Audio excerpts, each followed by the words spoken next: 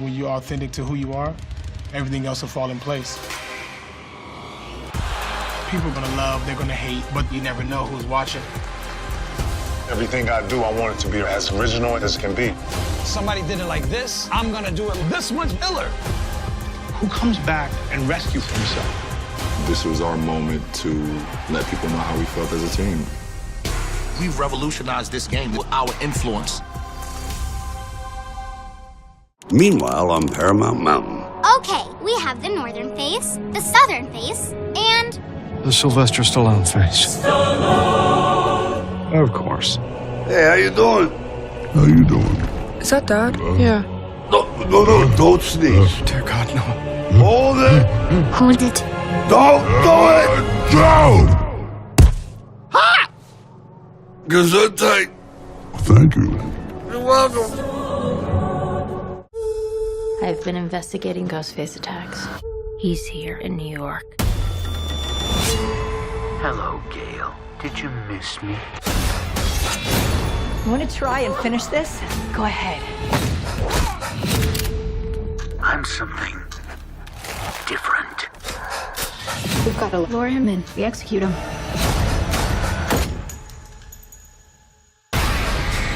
Scream. Only in theaters March 10th. Saturday night, I had to make a big statement for 126. I'm gonna leave my mark. Mark Magsayo taking on Brandon Figueroa.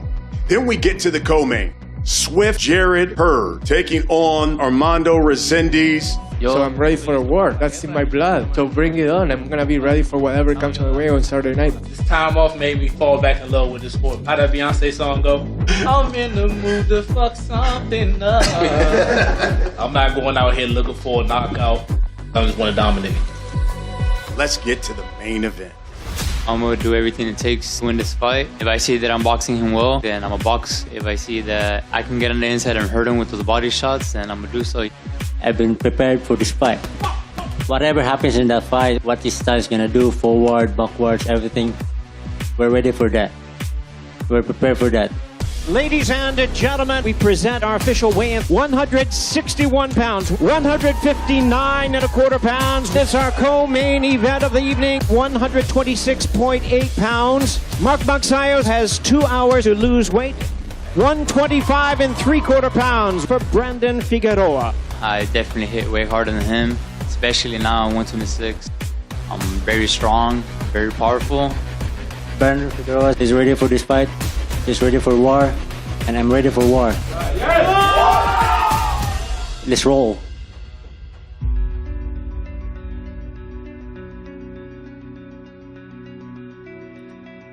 Your countdown begins now to the promise of fisticuffs and fireworks this evening. Showtime Championship Boxing presents a triple header, 9 p.m. Eastern Time, 6 p.m. Pacific from Ontario, California.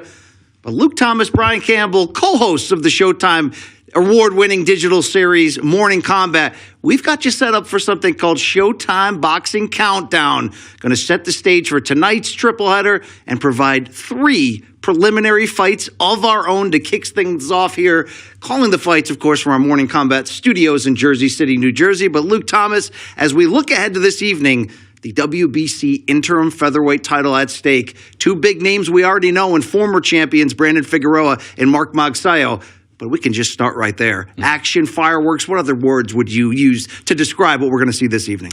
Bombs away. It is really going to be that kind of fight. A guy like Magsayo, we know we've seen him tested against the very best of what he has been able to give, right, against Ray Vargas, and he came up a little bit short there, but obviously he can punch. There's no denying that. He's a come-forward kind of fighter.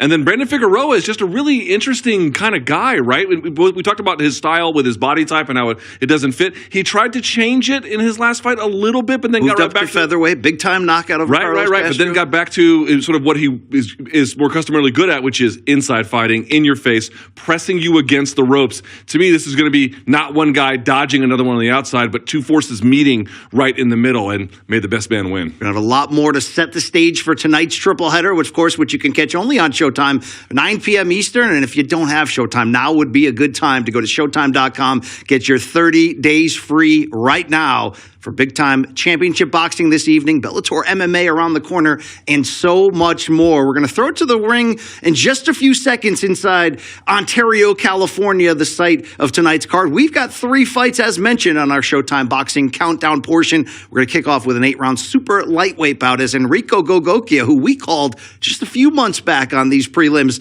going to take on Sam Tia, a veteran of Showtime Boxing, Showbox the New Generation. Then we go to the welterweight division for an 8-round pairing as unbeaten prospect Trayvon Marshall takes on Justin Deloach Dock, a veteran of the PBC game. And Luke, that featured about 10 rounds in the super welterweight division. Terrell Gaucher is back. We just saw him recently losing to Tim Tszyu in a very important 154-pound fight for title seeding. We know that, of course, Tim Tszyu's onto much bigger things. Eventually going to, if he can stay on track, get that undisputed championship bout at junior middleweight. But Brandon Lynch is in the path of Gaucher tonight. Good to see the 35-year-old former Olympian in Gaucher come right back, get busy. We're going to see what he has tonight. He's been a little bit inactive. One fight in each of the last 3 years, so we're going to see what he looks like. And obviously, he fell short against Tszyu, but more generally, I would say in the last few years, he's actually looked pretty good, a little bit hesitant at times. It's a fun fight. It's a good test for him. I'm looking forward to seeing what happens. Dropped Tszyu, of course, in round 1 of their bout last year. Tszyu fighting next week, by the way. Was supposed to be fighting Jermell Charlo for all 4 of those 154-pound world title bouts. An injury to Charlo delayed that, but Tony Harrison, the former champion, did step up. You can see that next weekend, next Saturday, Showtime International Boxing Special Edition telecast, 10:45 p.m. in the East. But right now, as we build toward tonight's main card, the triple header on Showtime Championship Boxing, we are going to go to the ring in Ontario, California. Like mentioned, an 8-round super lightweight bout to kick things off. Enrico Gogokia and Samuel Tea. And look, these are 2 names that we've seen before. Exciting names. Gogokia coming from a combat sports background himself out of Georgia. It'll be interesting to see how he matches up against a fighter in Sam Tea, who's been around these parts before. Yeah, no doubt about it. Gogokia is an interesting guy. His last 2 bouts were against the same fighter. K. Cruz. Right. Both of them going the full distance in the sense that, yes, they went the full distance, but what I mean is they both ended in draws. He had back-to-back draws with the same guy. In fact, we called the last of those 2, and I thought a draw was a fair result. They were just really well matched, but he's trying to break out a guy who had a pretty decorated kickboxing career, upwards of 70 fights in kickboxing. By the way, BC, the last time I was in this arena in Ontario, California was for a kickboxing bout. I don't think Gogokia was on it. Nevertheless, he's trying to really break out into the boxing side of things. He thinks that's a better fit for his combat sports game, but he just couldn't do it in the last couple of fights. He's going to try and get back on track against Samuel Tea. Looking forward to our loaded triple header this evening and the 3 preliminary fights coming right at you shortly. If you want a little bit more of this, we are the hosts, as mentioned, of Morning Combat, Showtime Digital's award-winning combat sports series covering all things MMA, boxing. We'll do some bare knuckle action if they want us to. That's we'll more do it of a all. Brian Campbell special. Every Monday, Wednesday, and Friday on the Morning Combat YouTube channel. Do not miss it. But we've been getting excited all week for Figueroa versus Magsayo, of course, for this interim WBC featherweight title. Now that Figueroa has moved up, and Luke, quickly, Mark Magsayo, we saw him come out of nowhere in 2022 to some regard and upset Gary Russell Jr. for the title. Lost it by split decision to Ray Vargas. Coming back, he's got some questions he's going to answer tonight, for sure. No doubt about it. And also the Gary Russell Jr. thing, as a guy from the D.C. area, Gary Russell Jr. might tell you, well, my arm was messed up in that one, and I had to kind of fight as a one-handed guy. And also, you could argue, I think Magsayo was the rightful winner, but it wasn't like he ran over Gary Russell Jr. Gary Russell Jr. still kind of believes he really won that fight. Some other observers do as well. But against Brandon Figueroa, listen, Figueroa is not like Gary Russell Jr., and he's not like really anyone I can think of that Magsayo has fought as experienced as he actually is. So this is kind of a fresh and new and different challenge, an exciting one just the same, just given how action-oriented both different styles are, but in the sense they meet the same there. By the way, if people are worried about seeing our faces, they won't when we go to the actual fights themselves. Setting the stage for our first bout here on the preliminary portion, Showtime Boxing Countdown. And here we go. Super lightweights. It's an 8-round bout. You see in the white trunks, Enrico Gogokia, born in Georgia, southpaw boxer with that kickboxing background. Sam Tea in the white trunks with the blue gloves. 35 years old. Originally born in Liberia, Sam Tea now fights out of Philadelphia. Here we go. First round action kicking off. The bout, of course, scheduled for 8 rounds, as BC indicated. Looking to see exactly how the open stance here works for both parties. You can see already Gogokia trying to take the lead outside foot positioning to drive home for that left hand. So far, he's kind of faded inside, and there you see a sweeping right hand from Samuel Taya. He popped him with a jab another time entering here. So Taya looks to me like he's trying to stifle that from before it ever gets started. Crisp jab from Gogokia. Nice Good combination, left hand to the body. Toyota Arena, the backdrop for tonight's action. Opened in 2008. Good right hand to the body from Sam Taya. It's by the nickname Tsunami, but a slow and patient start for both fighters as we get things going. And obviously, Sam Taya has his last fight on his record as a win, which he got a stoppage in the first round. That's great. But the fight before that, he was stopped viciously by Brandon Lee. That was back in 2021, March of 2021. So it's been about 2 years since then. I doubt there's lingering psychological effects, but it's not like he's shown us a really thorough performance since that loss, even though he has a win. That was, of course, that was on SHOWbox, the new generation, one of the... down goes Gogokia. Looks like in it was a round slip. one. Let's see how the ref scores it. Oh, they're going to count it. Referee Ray Corona on top of it. It's a knockdown in round one for Sam Taya. He might have tripped, so obviously the punch counts, and if you're off balance, I don't know how... He didn't look rocked to me, BC. Check the replays after the round, but Gogokia appears to have his legs under him after an early flash knockdown. See what Taya can do with that, and as we were mentioning, that loss to Brandon Lee, arguably the best knockout of 2021. It aired on SHOWbox, the new generation. By the way, two great punches. The ones I already called out, you're seeing them again from Taya. The sweeping right to the body, that's a great one, as well as he's parrying the lead hand. Obviously, when you have an open stance, that's Southpaw Orthodox, the lead hand battle becomes really important and strategic. You're seeing Taya a couple of times swat the hand down and then go for the jab, which is interesting now because Gogokia saw it coming and then pivoted on an angle. 3 minutes of action complete here. This 140-pound bout to kick things off, but a little bit of drama in the early going with that knockdown. Sam Taya dropping Gogokia in the first round. So we see both fighters on the stool in the corner. We can get a replay. I don't know if we're going to get one. I wanted to see exactly what it was that knocked Gogokia off of his feet in real time, and it can be very hard to tell. In real time, it looked like he either tripped or knocked down. I didn't see a lot of evidence in real time, and I want to be very clear about that he was hurt. But it counted. Doesn't matter.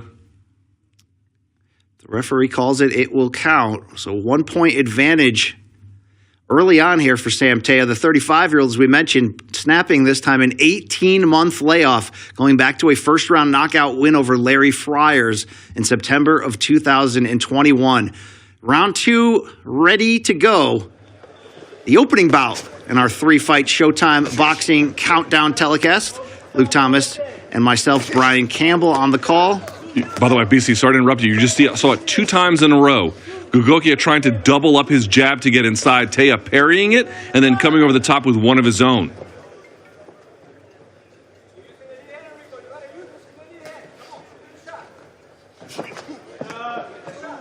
So far, Gogokia just having a hard time getting inside. Got a little bit there. Gogokia wouldn't be the first to come from a kickboxing background and adapt his stance to the boxing game. Of course, Hall of Fame heavyweight champion Vitaly Klitschko took that same path. But sometimes you can see a little bit of unorthodox, raw elements to Gogokia's boxing game because of that. The thing is with kickboxing, why that transition to boxing is so hard is obviously the footwork is very different. And by that, it's not just that you have different angles you're trying to take and you have different ranges. They don't do as much moving, I would argue, especially with the pivoting. You just don't see quite as much of that. They're a little bit more stationary. It's also a combination sport, right, where you throw heavy combinations and they'll often stand in front of each other and kind of trade that way, even the very good ones. It's just a little bit more of a stationary sport. So navigating this distance and slowly trying to get your way in, it's an adjustment. It's a change. This is not the way it would go. Kickboxing is often just a little bit more about clashing and jousting relative to boxing's more nimble, quick footwork and angles and pivoting. Taya finding a home with that right hand against the southpaw Gogokia. You see Gogokia trying to establish himself from distance, but coming up short repeatedly. Nice jab from Gogokia, though. So now look at Gogokia's lead foot position. Now he's trying to go a little bit on the inside. He went for a cross there, but initially was trying to use it to set up the jab. The lead foot here is telling you a lot about who is not merely winning this battle, but what they're even attempting.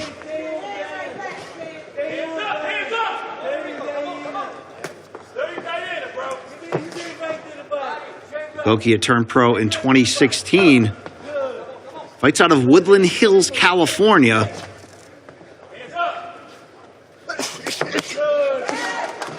Body shot from Sam Taya, who's using counter combinations, timing the output of Gogokia, and landing the more effective blows up to this point. I'll tell you what, BC, it looks to me like what Taya is starting to do.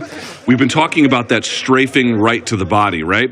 He is clearly trying to land that with some kind of authority. I really believe what he wants is the right straight or the right rear hand hook to catch Gogokia. I think that's the punch he's looking for. It takes time to set that up, but it's the one he's hunting.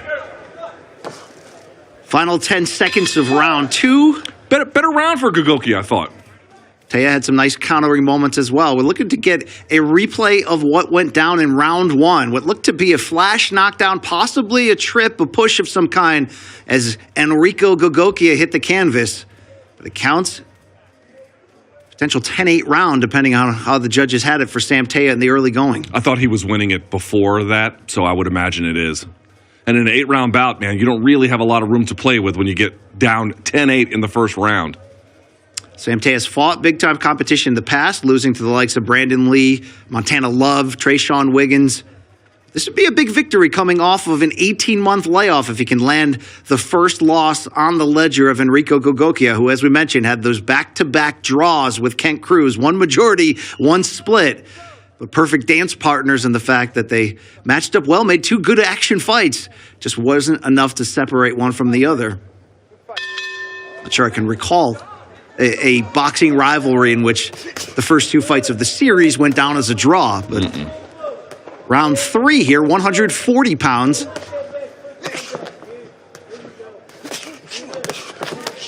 Oh, nice counter, actually sort of up jab there from Gogokia.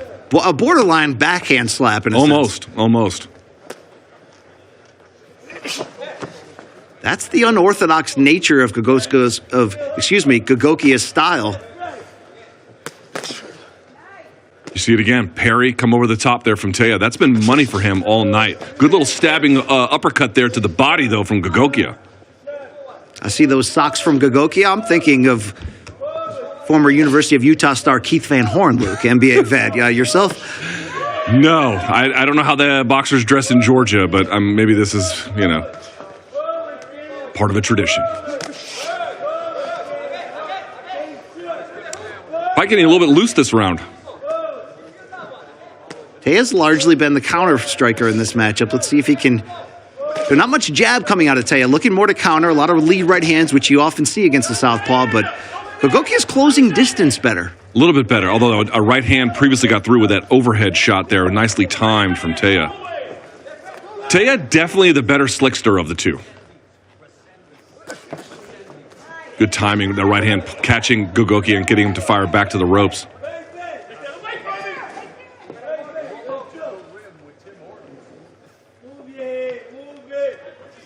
Gogokia snapping a 5-month layoff from that second consecutive draw opposite Kent Cruz, which took place last November. Oof.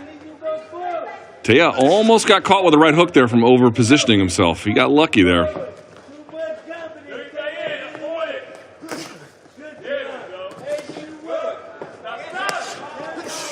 Two right hands get through for Taya. He's sort of snipering his shots here a little bit. BC, as Gogokia is leaning over to his right, just like there again, to his own left, to avoid some of the anticipated punches, but he's finding him there just the same. 40 seconds remaining in round 3 as the action continues to heat up just a little bit more after the slow start, but good right hand from Sam Taya. Let's not forget, scored that flash knockdown in the first round. You can feel that sense of urgency building between them. I love that camera angle we just had previously, the overhead one, especially when you have a southpaw orthodox, where it can really sort of tell you who's coming or going.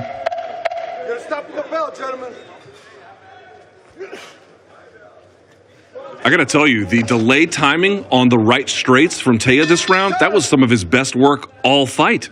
Right cross has been his best punch consistently. As round 3 comes to an end. What do you think, BC? Either 3 rounds to nothing for Taya or maybe 2-1? Now, obviously, there's a 10-8 in the first round. Seemed to be much more competitive than the potential 10-8 in the first round from Sam Taya. Told a replay is being set up for us to get another look at that. Was it a push? Was it a trip? Or a clean punch that dropped Enrico Gogokia? This is a nice arena, BC. This is the 16th show in the 15-year history of the Toyota Arena in Ontario, California, previously known as the Citizens Business Bank Arena. Yeah, that's what it was when I went there 10 years ago, and it was a really nice facility. So, constructed on the old Ontario Motor Speedway property. This is the first boxing show since May of 2022. Round 4, super lightweight division. Enrico Gogokia of Georgia, the southpaw with the white gloves, the white trunks, taking on 35-year-old Samuel Taya, a well-traveled veteran who's snapping an 18-month layoff tonight and got off to a good start in round 1, scoring that flash knockdown.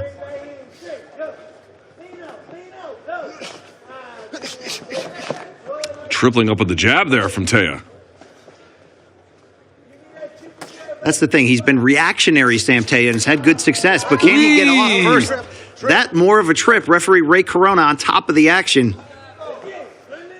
And by the way, we've talked about it before. Southpaw Orthodox, you're going to get their feet tangled at times. You're going to get head clashes at times. It is just the way that it goes.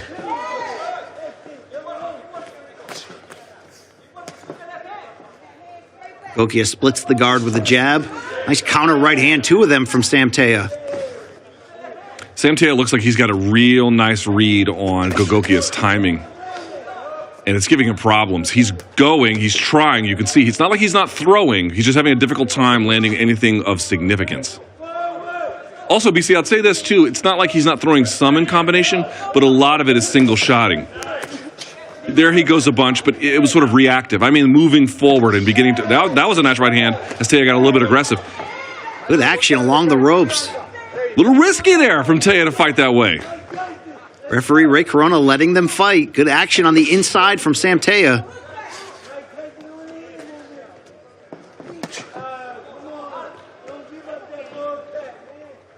Gogokia will sneak in those body shots, those shovel uppercuts on the inside. He's yet to really land anything of consequence, to make Sam Taya uncomfortable or change up his approach. Also, it looks to me like Taya is timing the turn of Gogokia. So when he's moving to his own right, Taya, at times, he's watching Gogokia, or whatever way Gogokia is circling, I should say. Let's point it out that way. It's a little bit better of saying it. Taya is a little bit ahead. And as Gogokia attempts to follow and catch up, he can time him on the move. Or, conversely, on the escape. Final 20 seconds of round 4. Taya continually getting closer. I love that punch from Taya, though. Kind of showing the shoulder feint, double timing it, and then going. That's good work. Good hard right hand from Samuel Taya.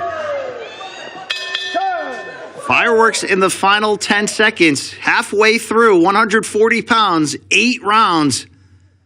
4 of them in the book, Luke. Halfway through, the edge and my unofficial scorecard would go the direction of Sam Taya.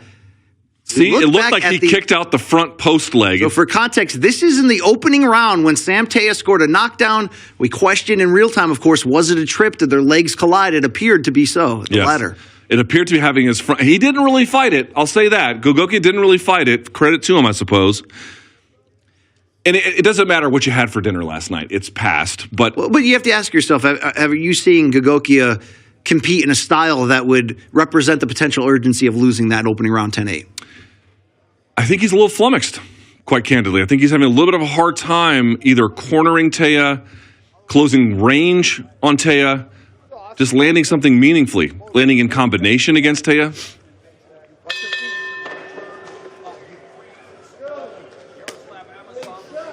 Round 5 begins. You see how he's pawing like this at Taya?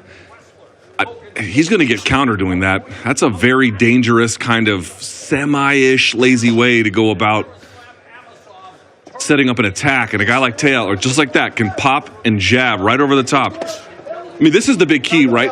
BC, Gogokia needs the jab to close the distance, but Taya has made him pay for using it, and so he just doesn't have an effective secondary method by which to get where he needs to go. Sam Taya's right hand has been the story of this fight, along with that knockdown in round 1. He's used the right hand as a lead shot. He's used it very well to counter the jab of Gogokia.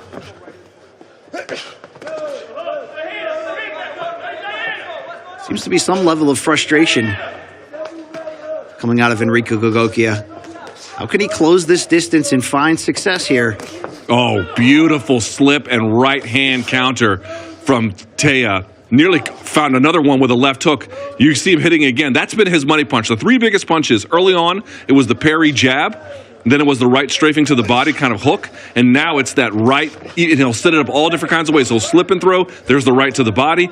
Or he'll just kind of shoulder feint and go into it. He's got a nice set of punches that are consistently working for him now. There you see it. And then he'll turn Gogokian off of any kind of response. Taya was born in the West African nation of Liberia. All 24 of his pro fights on U.S. soil. Turned pro in 2013. Sorry, BC, I was turning Gogokia into an Armenian. He is not. It's not Gogokian. It's Gogokia. I apologize. You say tomato. I say Gogokia. There's meaningful differences. Lead right hand once again. Double, tripling it up from Sam Taya. As we move into under 1 minute left in round 5. A wild miss with the right hand.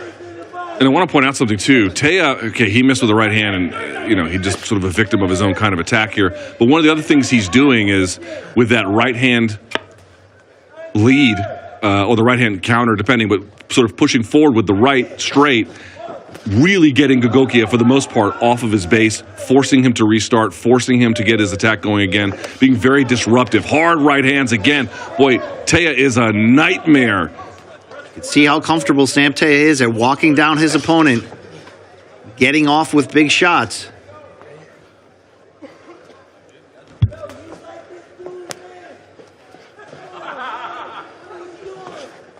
Enrico Gogokia in the white gloves, white trunks. Sam Taya in the blue gloves, and a good strong finish here from the power puncher.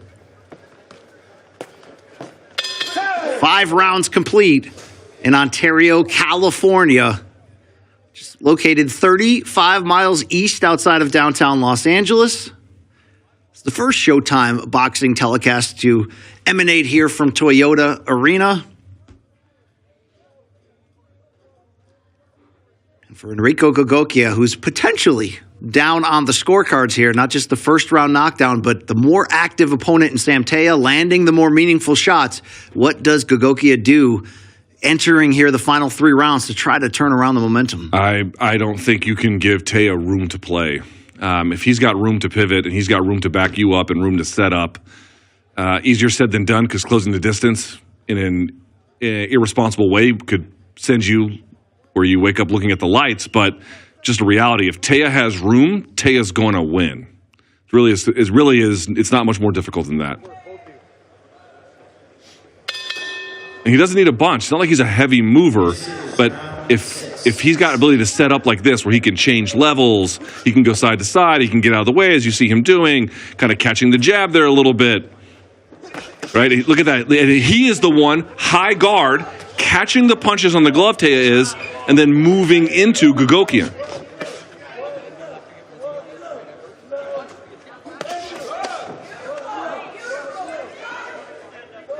How much time remains in the unbeaten start to the career of Enrico Gogokia? A good hard left hand there in round 6. That disciplined Taya just a little bit. That left hand stunned him just for a second. Also, I am wearing glasses, BC, and I can't quite tell, so maybe you can tell me. Is there a little bit of damage over the left eye of Taya? I can't quite tell. Obviously, this is not the best angle for it. It's something to watch a little bit closer, but this is probably the best round of the fight for Gogokia. Closing that distance, getting off with his left hand. Is it urgent enough to turn around the momentum completely? Time will tell on that, but this is off to a good start as Sam Taya's output slows down for the first time in the fight. Yeah, Taya gets Gogokia to break his stance all the time.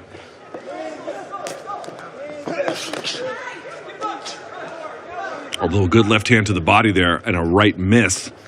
Good counter shot there from Gogokia.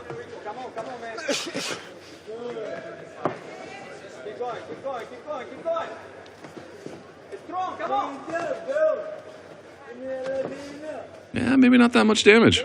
Sam Taya's been a bit of a spoiler at certain points of his career. He handed the first defeat to Oshaki Foster, who's now a world champion at 130 pounds when they met in 2015, an 8-round decision win for Sam Taya. And he's beaten former prospects of the likes of Kenneth Sims Jr. and Sonny Fredrickson. Multiple appearances on ShowBox The New Generation. But an 18-month layoff, Taya snapping for this fight. Let's see if he can finish strong after what was a consistently strong start. Good right hand from Taya. He's a little looser this round, and he's paying for it like that. You're actually seeing Gogokia get counter-strike opportunities in ways he didn't earlier in the fight. This is actually one of his better rounds, I would argue. Gogokia, are you speaking of? Yes. Thought this might be the best round of him for this fight so far. It's a good finish there with that left hand. Certainly that left hand that disciplined Taya is the best punch he's landed the entire fight. This is better from Taya at close.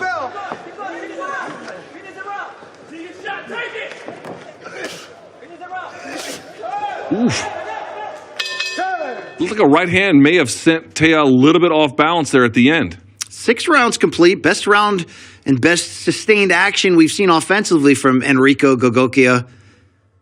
Needs to find a way to turn back that first round knockdown as we look back at pictures of the action. Running into the jab there consistently. Just putting Gogokia square on the ropes. Look at that. He's able to get away. Credit to him, but that's great work from Taya. Felt like Gogokia did outwork him in round 6, but never seemed to land anything of consequence. The first left hand.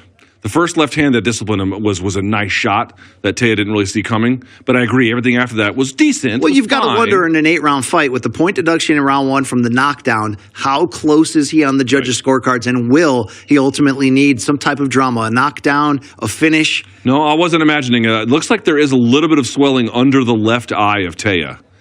It doesn't look like he's cut, and it's not enough to fully obstruct his vision, but perhaps something to pay attention to if Gogokia can keep finding the mark. Round 7 here, 140 pounds. Brian Campbell and Luke Thomas with you.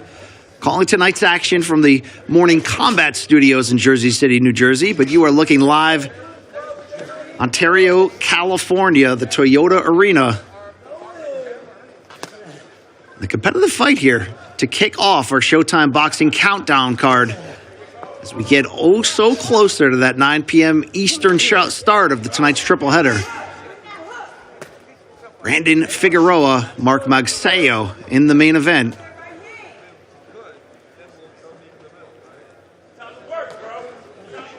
You heard the calls from the corner. Time to work, bro. Not sure which corner was calling for it, but a little bit slow. Sounded like every boss I had in high school. Taya doing an interesting little shoulder post to help himself stay out of punching range. and then follows it up here with 2 right hands. That right hand strafing to the body. That's great work. Look, Gogokia has no answer for that right cross under any circumstance. Countering, leading off first. If Teo wants it, that's a punch where he's found it. There it is again. Countering off the jab, the quicker hands to the veteran Sam Teo. It's the problem is Gogokia is not really feinting.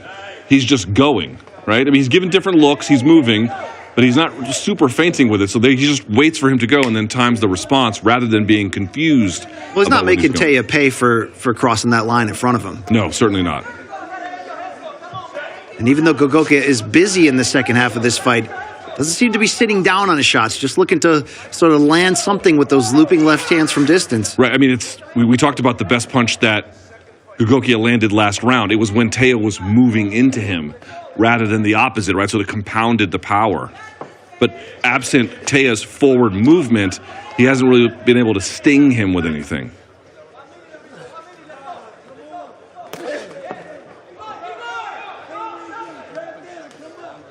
"45 seconds to go here in round 7. Very workmanlike effort for Sam Teo, who's done a nice job this round to slow any momentum that was potentially built last round from Gogokia.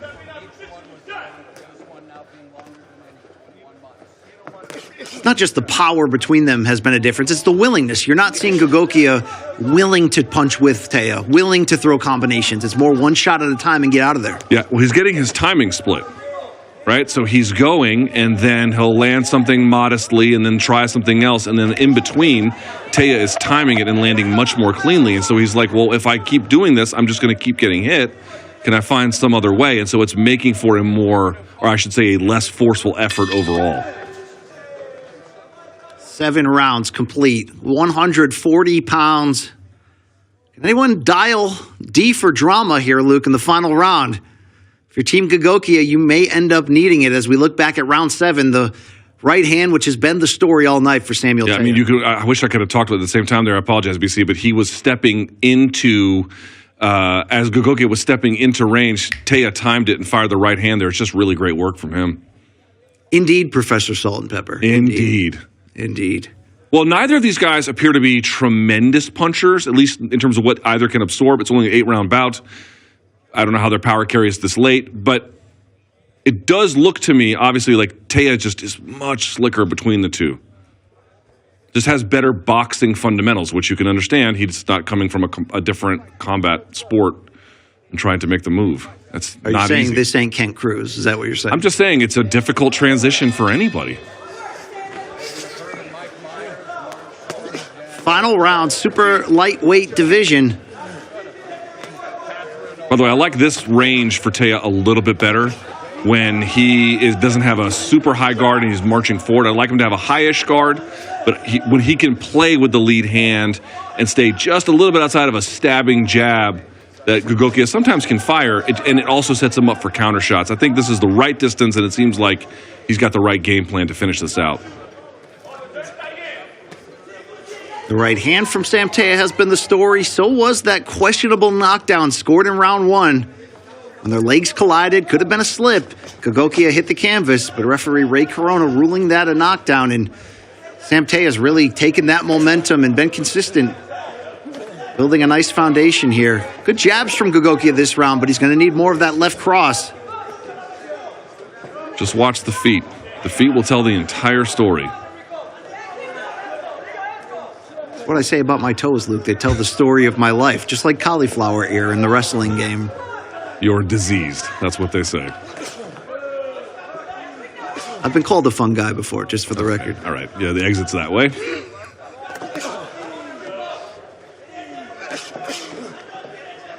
More of those right-hand leads there from Teo. He's actually balancing on his front foot, leaping into it, but it is working for him.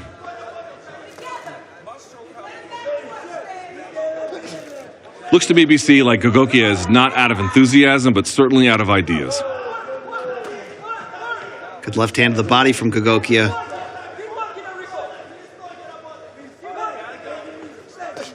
He was crisp in round 6. He was active. And he got off to a good start here in round 8 with a series of jabs, but it's largely been the counter shots of Sam Teo and these lead right hands.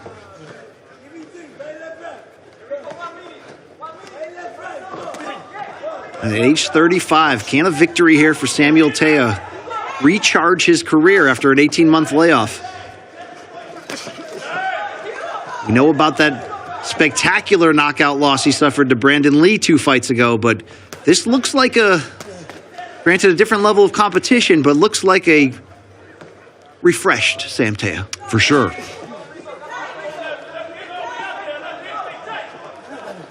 Flawless, certainly not, but game. And intelligent. Yeah. Not putting himself into harm's way too often and in a reckless manner.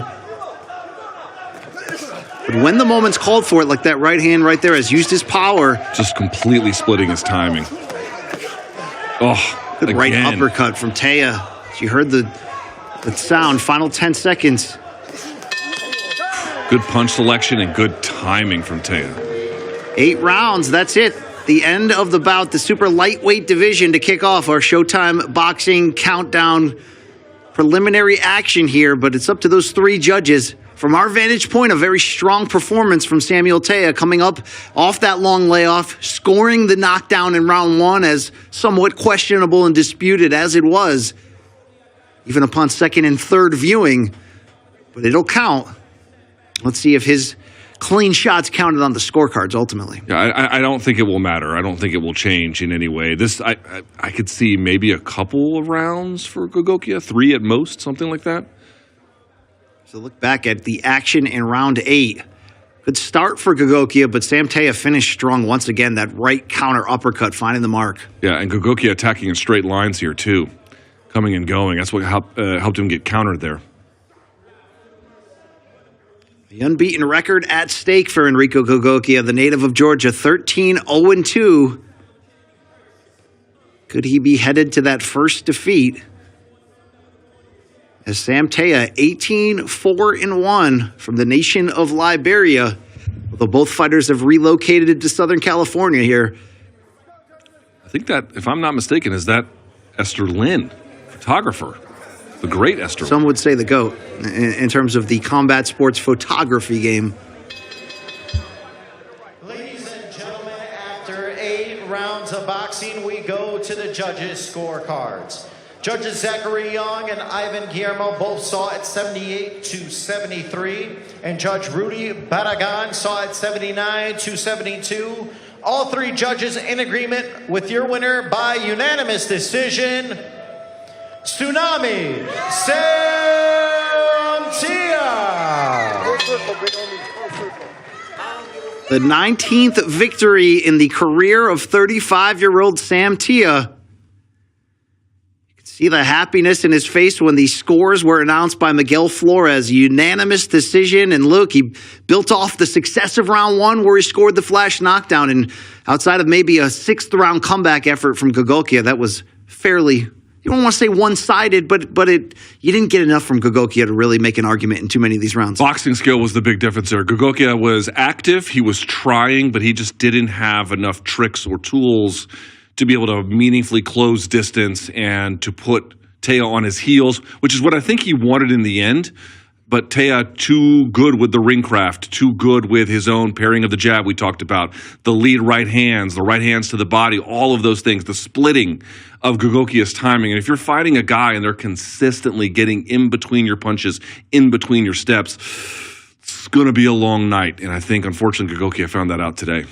To reset with you, Brian Campbell, Luke Thomas, we're the co-hosts of Morning Combat here in Jersey City, New Jersey, on the call for the Showtime Boxing Countdown. And as we continue to build closer to that 9 p.m. Eastern start, you see the 2 faces on the marquee behind us when Showtime Championship Boxing presents this triple header and an interim WBC featherweight title at stake as Brandon Figueroa, former 122-pound champion, the Heartbreaker, takes on former featherweight title holder Mark Magsayo. Luke, this should be a fun triple header. It's, by the way, just another on a crowded, busy, loaded Showtime Sports boxing calendar to come up. What is it? 9 cards in 10 weeks as we continue on the road to so many big dates, including Tank versus Garcia, which we can't wait for April 22nd. But Luke, as we continue to set the stage for tonight. Can I just say, by the way, just looking at this looks like a before and then after, and then before and then after. Eat healthy, gentlemen, because this is your future, is really what Luke's trying to say. We're going to throw it back to the ring shortly for our second of 3 fights on this preliminary card. But Luke Thomas, Figueroa versus Magsayo, we said it off the top. It promises action. We know the temperaments. We know the history of the two fighters. I know that Brandon Figueroa moving up in weight, talking to him ahead of this fight, his last bout, his featherweight debut, he knocked out Carlos Castro in 6 rounds. He feels like a puncher for the first time. It's not that he wasn't a puncher at junior featherweight, had a beautiful knockout to the body of Luis Neri, but he was known for more for the volume, to get inside and attack you. He feels not having to cut to 122. Not only does he feel more like a puncher if he wants to be, but he's just as willing, he says, to fight from distance, which is something we haven't seen consistently in his career up to this point. Yeah, the Castro fight is interesting because, as we talked about it, the first 2 rounds he's trying to box on the outside. 3rd round was a little bit of that, and then it just got to what he normally does. There is also a question about the stoppage. It was a little bit on the early side by some people's measurements, but he was the one largely dealing, and it was the combination punching at the end where you just saw Castro shield up and just not throw back enough, not move enough, and ultimately that forced the referee to intervene. BC, I believe I heard our colleague at Showtime Sports, Mauro Ronaldo, say that they've measured Brandon Figueroa as having thrown, at least in 1 round, up to 176 punches. Right? I mean, it's just a level of volume you cannot deal with, or most guys, I should say, would not be able to deal with. Stephen Fulton Jr., notwithstanding, but nevertheless, that kind of onslaught, that only really happens when he's in that close range, when he's jabbing at distance. BC, here's my thought on that. I don't know how you feel, but when I watched the Castro fight... As you can see, highlights of it right here. Yeah, when you watch it, it's like he performed fine at distance, but he wasn't a menacing threat at distance, at least not yet. Right. Well, look, he showed us he can punch in this weight class. Yes. Not taxing his body as hard has made a big difference. But I think it's the willingness to say, look, the Figueroa family, a boxing family, has been criticized through the years. His older brother, Omar Figueroa Jr., of course, trained by their father, Omar Sr., they've always given away the reach and the potential boxing advantage to fight on the inside. But I like that he's assessing his career, Brandon, and saying, I'm going to need that versatility down the line. He had that very close fight with Stephen Fulton Jr. that we'll get into as the evening unfolds, an instant classic where I think he learned potentially some lessons of needing to be a little bit more versatile. So we'll see tonight, is he going to stick to the boxing plan, or will he mix it up with Magsayo on the inside? You are looking inside the ring here in Ontario, California for our second of 3 fights on this Showtime Boxing Countdown card. And this will be in the welterweight division. 8 rounds and a bit of a crossroads battle, Luke, when we talk about 22-year-old unbeaten prospect Trayvon Marshall and 29-year-old veteran Justin Deloach Doc. You may have known him for years as Justin Deloach, but has added to the end of his last name. And Luke, after a brief 2022 retirement, Justin Deloach Doc is back at the urging of his family at age 29 to put the gloves back on and see what he can do in early action. Yeah, no feeling out whatsoever from these two. Trayvon Marshall in the black trunks with the silver gloves, just 22 years old. Landover, Maryland, born and raised, now fights out of Capitol Heights. It's Justin Deloach Doc with the black gloves, the white trunks with gold trim. Shouts to the PG County faithful watching the stream here. Trayvon Marshall, for the record, trained by Andrew Council, who is the new trainer of Jarrett Swift Hurd, who will be in tonight's co-feature on the Showtime Championship Boxing telecast. It seems to me like Marshall is trying to meet Deloach Doc on his own terms, and that's fine for now, but I don't know if that's the best option for him through the course of the 8 rounds. Just the 8th pro fight for Trayvon Marshall. And talking about a layoff, how about 2 months? Knocked out Sean West in the first round, January 7th of this year. And he's back in it, stepping up in class against the veteran Justin Deloach Doc, who you see the 5 losses, but he was a top amateur. He's well known in the PBC ranks as a guy who can challenge you, a guy who can test you. Yeah, see, Doc is the one trying to get Marshall's back on the ropes. Marshall, you can see posting, framing, pinning, and blinding with the lead hand. That's nice work. But he's got to get him off.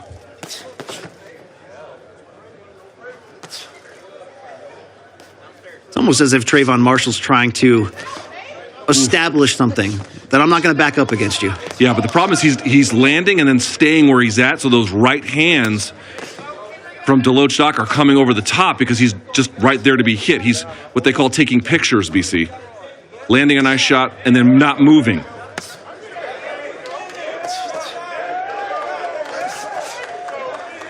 Taking turns at unloading powerful combinations here. Good action in the opening round. The welterweight division. I gotta say, I don't mind the strategy against Marshall, right? If you're Deloach, again, I apologize because he's been known as Deloach for long stretches of his career, and now the name has changed a little bit, so if I get it wrong, I apologize. But Deloach Stock, hey, you're fighting a younger guy who's less experienced, absolutely get in his face. Make him fight to the best you can, your fight, pressure him, force him into early mistakes. Well, he's had some good counter shots, as you're seeing here late, but the activity has picked up from Trayvon Marshall. He was bleeding already, Deloach Stock, and that uppercut from Marshall, fantastic to close the round. Exciting first round here in the welterweight division. 8 rounds scheduled for. And Trayvon Marshall at 22, Luke Thomas, as we look back, came punching right from the opening bell and looked to establish a certain level of a tone that he's willing to take Deloach Stock's power, and he's certainly willing to give it back. Yeah, I mean, they're trading here a little bit. I do like some of the glove work and the glove control that Marshall is attempting. I would like to see him use the jab a little bit. I would like to see a little bit of the jab. Let's see what we can do with that. Marshall turned pro in 2021. Just 20 pro rounds of experience up to this point. Deloach Stock is nearly 6 times the equivalent of pro round experience up to this point. A 10-year pro, who we mentioned, had a very brief retirement. But his girlfriend was pregnant with their 4th child, their first daughter. Justin decided to get back in there with the urging of his family behind him and continue his career. Just 29 years old, despite being a 10-year pro. What a big victory it could be here. Should he be able to hand the first loss to the young prospect Trayvon Marshall? The action right off the start again in round 2, heating up. Deloach is just brawling. And I guess Marshall might be able to meet him in the middle and win, but I don't know that that's the wisest approach.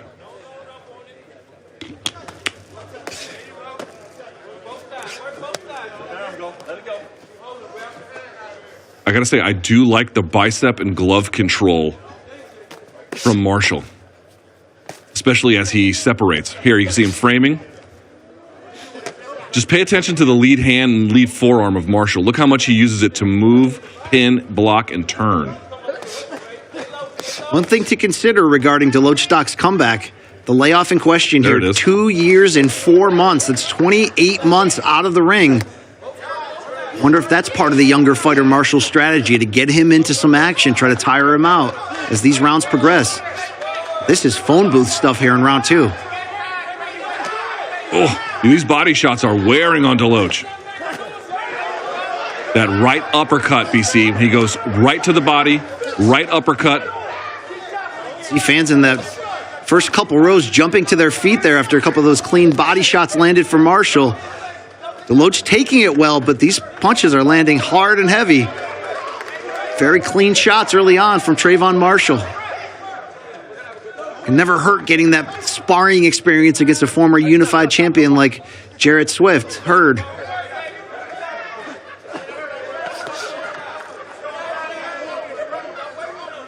Deloach Stock still game, Luke, but the power, you can just read it on his face there as it looks like some blood flowing from his nose. Oh, hard left, too hard. Oh, that. Sorry, I'm tripping over my own words here. 2 hard left hooks there from Marshall. One much more so than the other one, but a good response. Intoxicating action, Luke Thomas here in round 2. Gotta say, puts me on mega tilt when the referees don't wear gloves. Just want to point that out for absolutely no one. How about the cashiers in the grocery store? You prefer gloves? Optional? Optional. Good use of the gloves here from Trayvon Marshall. 2-punch combination, landing flush. First time we've seen Deloach Stock since a 2020 9th-round knockout loss to Imantas Staniotis, who currently holds the secondary world title here at welterweight. It's a big fight coming up himself against unbeaten Virgil Ortiz Jr. I would like to see Marshall fight from this range a little bit more. seems to me he can do, maybe not land quite as cleanly, obviously, but stay out of some of the trouble that Deloach was able to put him in, although Deloach clearly the worst for the wear here. That was a big round for 22-year-old Trayvon Marshall. Felt at times as if he wondered if he was 1 or 2 punches away from potentially dropping Deloach stock as he visibly hurt him with body shots, big power shots, as you can see. Good handiwork right here on the inside. That right hand to the body, right uppercut is beautiful. Frames, gets away, frames again, right to the body, right uppercut, frames off with the left hand. Love that. 2 rounds in the books, welterweight. 8 rounds scheduled bout here. Our second of 3 on the Showtime boxing countdown preliminary action. Brian Campbell with you alongside Luke Thomas. Errol Spence is very good at using his lead hand as for pinning, blocking, all kinds of stuff. I'm not here to say Marshall's on Spence's level. I don't mean that. I just like it when taller fighters, which Spence is not especially tall for his weight class, but I do like it when taller, lankier fighters use frames more nimbly on the inside space. I think as a DC guy, you just like it whenever a DMV fighter shows up. That's my personal opinion. When they win. All right. When they win. Or when they recognize my tattoos, BC. Either one. Power shots early on from the veteran Justin Deloach stock on the inside.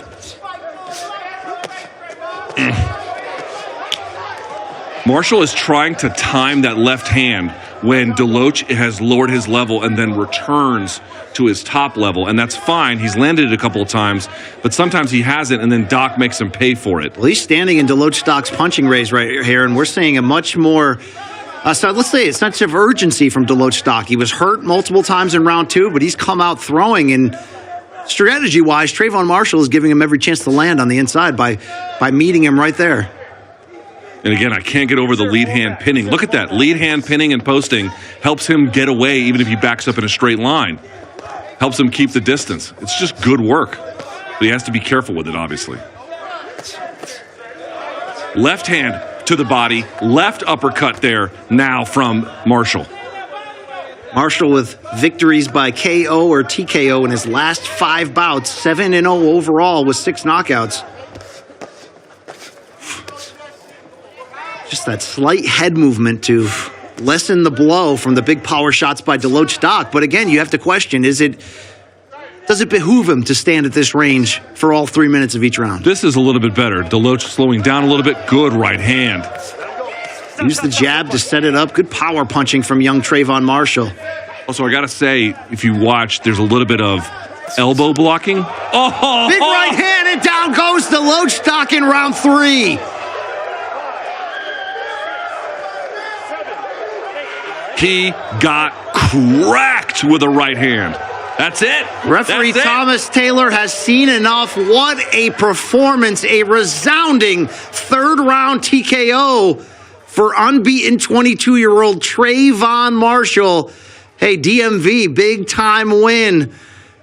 BC, they know how to fight in PG County. Woo. You better believe that. Let's watch the replay here.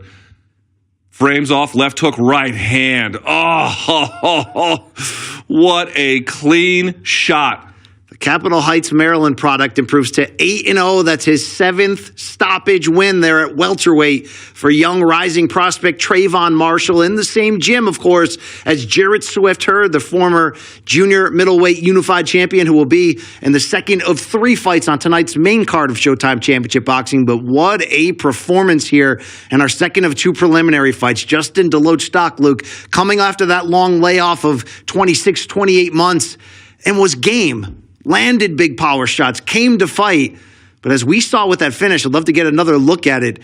A big-time 2-punch combination. And when Trayvon Marshall sits down on his power shots at close range, you had me wondering if he was staying a little bit too long in the punching range of his opponent. What do I know here, Luke? The young puncher knew what he was doing. No, how about the framing he was doing? He frames first, throws a shot, and obviously gets a response from Deloach, but he doesn't move Deloach. He stays right where he is, and so the right hand, after the reframing of the distance and where he needed to be, framing off the left hand, it's set up the right. Again, boxers, pay attention to the ones who can use the lead hand, whatever side it is, to pin, turn, frame, you name it. It adds a whole lot you can do with all the rest of your punches. The time is 2 minutes and 7 seconds of round 3. Justin DeLoachstock hit the canvas, was able to reach his feet, but referee Thomas Taylor had seen enough as Trayvon Marshall inside the center of the ring gets announced as the winner, gets his hand raised. Hope we can get another shot at a replay, Luke, of that finish there in round 3. But look, Trayvon Marshall came out from the very start, got in the face of Justin DeLoachstock, looked to establish himself as the more aggressive, the bigger puncher, the more game fighter. For any thought we had that it could be dangerous, he moved well with the counter shots. And look at this round 3. Justin DeLoachstock came out with his best stuff early going, landed some power shots. But in that close punching range, he was vulnerable, and Trayvon Marshall took care of the action. 8-0 with 7 knockouts, and that's 2 fights complete on our Showtime Boxing Countdown preliminary action. I'm Brian Campbell, Luke Thomas alongside me here, Morning Combat Studios in Jersey City, New Jersey. We're going to throw it back out to the ring in just a few minutes. Ontario, California, and the final of 3 featured prelim bouts. And I'm talking about the return of Terrell Gaucher, former title challenger at 154 pounds, fresh off a close loss to Tim Tszyu. He is going to take on Brandon Lynch, who just so happens to be the nephew of Eddie Murphy. That's the report. There is that. We'll get to that fight shortly. But Luke, resetting in the top of our broadcast here, 9 p.m. Eastern is the kickoff start, 6 Pacific for tonight's Showtime Championship boxing card. Figueroa, Magsayo, the interim WBC featherweight title on the line. And reminder, you don't have Showtime, you might as well jump on board right now. How about a free trial? How about 30 days right now, Showtime.com, to get ahead of the action. Luke Thomas, tonight's triple header will kick off with a 10-round middleweight bout as Amilcar Vidal takes on Elijah Garcia. But I want to focus on our co-feature this evening. It is the return of a DMV product himself, Jarrett Swift Hurd. He's going to take on a hungry Armando Resendiz. Did I get that correct? Resendiz. I've been working on it all night. It's a 10-round middleweight bout, but the story here for Jarrett Swift Hurd is an easy one to understand. He was the unified junior middleweight champion of the world. He co-authored 2018's Fight of the Year against Arislandi Lara with the late drama to win the title. You see pictures of his earlier knockout win over Tony Harrison, who's got a big fight coming up next weekend against Tim Tszyu. But for Jarrett Swift Hurd, Luke, he loses to Julian Williams by upset to lose his title 3 years ago. Comes back with a victory, long layoff. Then came back with a split decision loss to Luis Cuba Arias. We watched that fight together. Yes. It was on the undercard in 2021 of Floyd Mayweather and Logan Paul from South Florida. It was raining in that football stadium. Maybe it wasn't the perfect environment, but we saw a flat Jarrett Swift Hurd that night. I think we saw a flat Jarrett Swift Hurd in the J-Rock fight, too. And a credit to J-Rock for doing it. I don't want to say that it wasn't anything that he did. And, of course, we'll have more time to discuss this. The fighters are now in the ring. But, BC, there's an argument to be made, and we'll see what happens tonight. Like, maybe this is the night that Jarrett Swift Hurd really gets back on the horse. But if not, there's an argument to be made about whether or not the J-Rock fight was a bit of a turning point for him. And that was a big fight for him in his own home market. I don't know if folks remember this. He was allowed to wear the colors of then called the Washington Redskins. He was allowed to wear the team's colors, the burgundy and gold, into the what's called the Patriot Center, now the Eagle Bank Arena. It was a big to-do, a big homecoming fight after having, as you mentioned, the wins over Trout, the wins over Lara, the wins over Harrison, all these great wins. And then it just kind of fell apart. We saw him in Florida for the Arias fight, and he just got outworked. He wasn't the same kind of guy. He's changed trainers. He's had a lot of time off. I am very curious to see what he looks like tonight. Also had the loss of his father, who died of COVID and a heart attack at the age of 63 in March of 2021. But let's go to the ring here, Ontario, California. And this should be a good one. Our final preliminary bout on this 3-fight Showtime Boxing Countdown telecast. Well, it looks like potentially a swing bout here. Am I wrong? Yes, I am not sure who these gentlemen are. Let's just call it. Some information to you shortly. Still to come, of course, Terrell Gaucher in our featured bout, taking on Brandon Lynch, 154 pounds. This is Daniel Blancas taking on Kendall Prather, or Prather. If this 4-round super middleweight bout. Who doesn't love a little bonus boxing from time to time, huh? Yeah. By the way, Creed 3 is out. We got some Creed. Creed 3 released nationwide yesterday. Did you see it? I've not seen it yet, but as you and I have talked about at length on Morning Combat, I have twin 15-year-old sons, and I took them on the Rocky journey. We're currently through the first 4. We've got Rocky 5, Rocky Balboa. You could stop here. And the 2 Creed fights to also, come. this fight could stop here. This fight, Jack Reese, the referee, going to rule that a knockdown. 4-round super middleweight swing fight. Daniel Blancas, Kindale Prather. And that's Daniel Blancas, the 4-0 unbeaten fighter, goes by the nickname of the Iceman. That's a second knockdown in round 1. The Iceman cometh, Luke Thomas. Yeah, I mean, at this point, it really either he's not going to get up. That's it. Jack Reese says he's grand seen opening, enough. grand closing, Brian Campbell. Kindale Prather unable to make it out of round 1 here. Little bonus boxing for you. We got caught off guard there with the swing bout, but you ever seen the Abe Simpson gif where he walks into the barn and walks right back out? Right, in and out of Moe's. I think it was Chris Rock who once said, grand opening, grand closing. Grand closing. There it is. Daniel Blancas, first round TKO victory, scoring 2 knockdowns of Kindale Prather in this super middleweight contest. Blancas improves to 5-0. Good body punching. Yeah, he's just absorbing shots and not firing back at all, and then he eventually falls, and then Jack Reese counts him out. That's not a whole lot more to it than that. 21 years old, Daniel Blancas. Milwaukee, Wisconsin is his home. Yeah, this is target practice. And the trunks of Apollo Creed coming up empty around the waist of Kindale Prather. Luke, do you have a favorite Rocky movie in the series, including the Creeds? I mean, it's all the same family. We've kind of talked about it a little bit. I'm going to go... Okay, so Rocky 1 is the best movie. It won the Oscar for Best Picture. It's technically the best movie, but my question more is... Rocky 4. What's your favorite? What's the most rewatchable? Rocky 4. Yeah, it's either 3 or 4. That's the real debate here. But hey, 2006's Rocky Balboa was a nice surprise, and I know you're not willing to... None of what you're saying is true, but I forgive you for having the palate and movies of a toddler. Thank you. Okay. Still to come, our featured bout, of course, that we promised you. Terrell Gaucher going to take on Brandon. I'm going to get this wrong all night because, to be fair, Luke Thomas, right?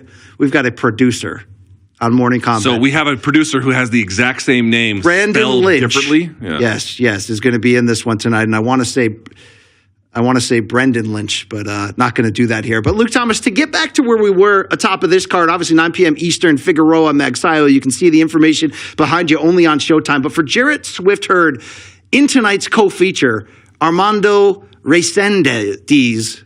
It's going to be a Resendiz. It's going to be a struggle. I think everyone knows that we're both gringos. You more so than me. Resendiz. Look, for Jarrett Swift-Hurd, though, the loss of his father.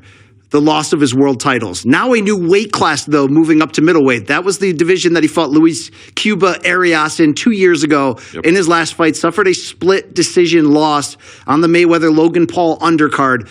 Long time off, but new trainer this time around in Andrew Council, a former pro fighter himself, local trainer there in the DMV area. We saw him take one fight with Kay Koroma, former U.S. amateur coach. Now he's got a new direction. Luke, do you think we'll see more of a boxing Jarrett Hurd or the same car crash style of take a punishment but get inside and wear you down? This is the part too. Like, here, people forget about this. Don't even look at your notes. Just look at me. Pop quiz. How old is Jarrett Swift-Hurd? 32 years old. 32 years old. That's not that old. That's really not that old. But mileage, baby. Mileage. Right. But the fights that he had, and we love him for it. And by the way, when he was winning against the Lara, you mentioned 2018 Fight of the World, the Laras of the world. Dude, he was a world champion, and he deserved to be looked at as the guy in that weight class. But those were beatings. Those are very, very difficult fights to win in the way in which he was winning it. And Hurd was that guy at that time. But BC, it's now 8 years. I'm saying 8 years. It's now 5 years on from 2018. And so we're at a point now where it's like, well, what really is there? He's taken the time off, which I like. But again, I go back to what's the timeline? He had those 3 great wins. Then he has the fight against J-Rock. It doesn't go his way. He gets... obviously, more time off. Well, we saw him come back on Showtime. Right. You and I were there that night in Brooklyn against, I believe it was Chia Santana was his opponent. And he was looking to alter his style. It was obvious. He just didn't look comfortable at all in doing that. I mean, it's kind of funny. We have Hurd in the main or co-main, and then we have Figueroa in the main. But two guys who are like right on top of you with their style, who both over time are like, maybe I should fight a bit of a different way. But once you go down a certain path at up to a point, certainly where you're winning world titles away, it's very difficult to become much more of a mover boxer as opposed to the inside fighters that both of them naturally seem to be. It's just that when you're a natural inside fighter, you are shaving off years at the end of your career by virtue of the way you're fighting in the middle of it. And I just wonder, has Hurd's time off with the new trainer given us reason to believe, we'll find out tonight, that he can make another run?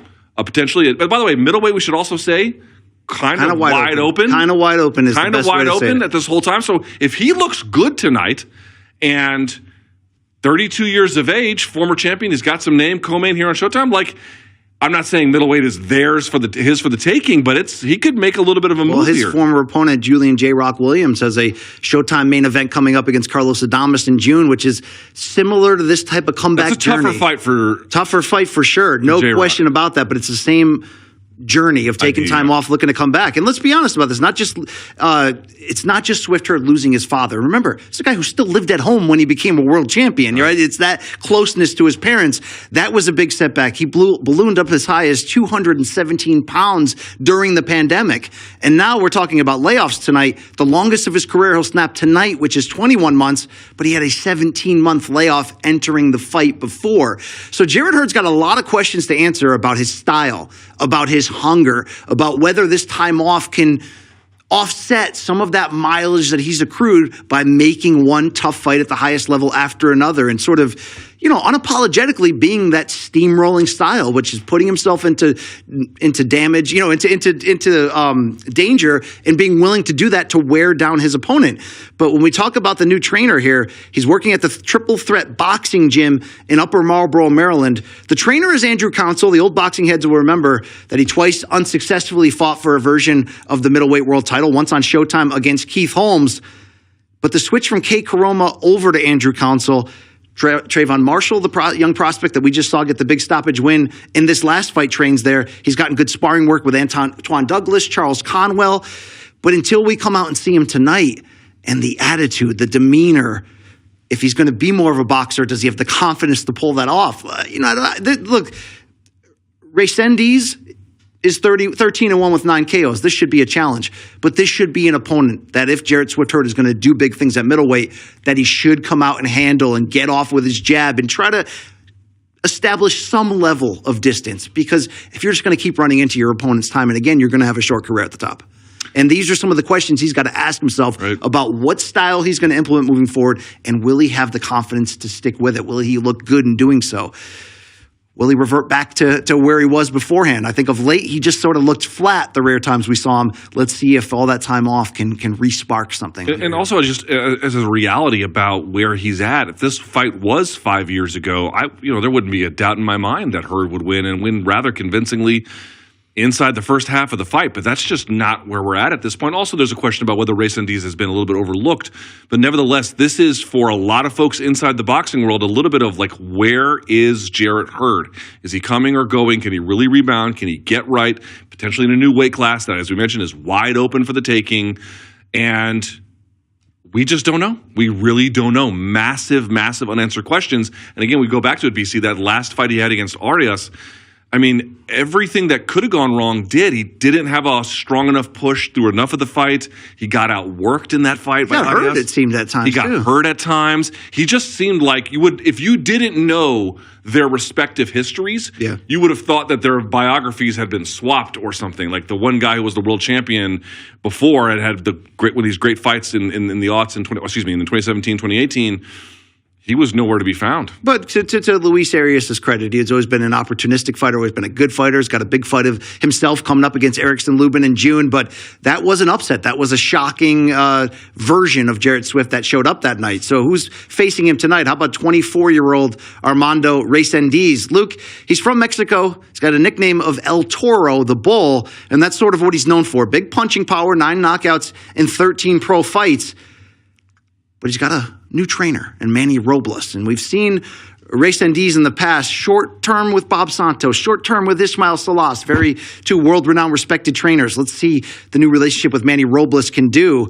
He's got some good sparring out there in California with Sebastian Fundora, Virgil Ortiz Jr. So this is a guy who's going to be opportunistic and to look for his moment here to try to pull the upset. But let me read you this quote from the press conference this week that Jarrett Hurd said. He said, quote, "I almost feel like I'm back to where I was before I was unified world champion. I'm back to the guy that people weren't really believing in. I'm back to being the guy who has to go out there and prove every time why I was where I was."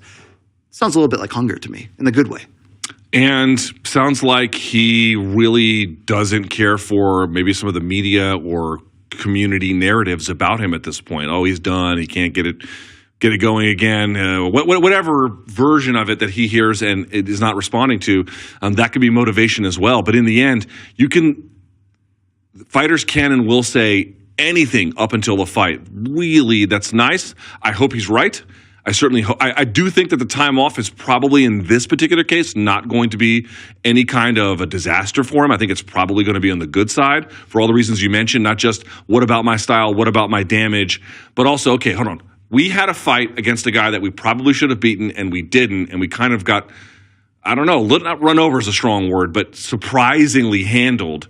If we're going to make a real push at this, if I'm his team, of course I'm not, but I'm imagining what those conversations might look like. They're going to be, we're going to start again. We're going to do it the right way. We're going to get your weight where it needs to be. We're going to get the timing where it needs to be. All the stuff outside of the ring with his family that had tragically gone wrong. We got to get to a space where you're in the right place physically and mentally and the right weight class. We shall see. We shall see if these ingredients finally and this timing, because remember, life is all about timing.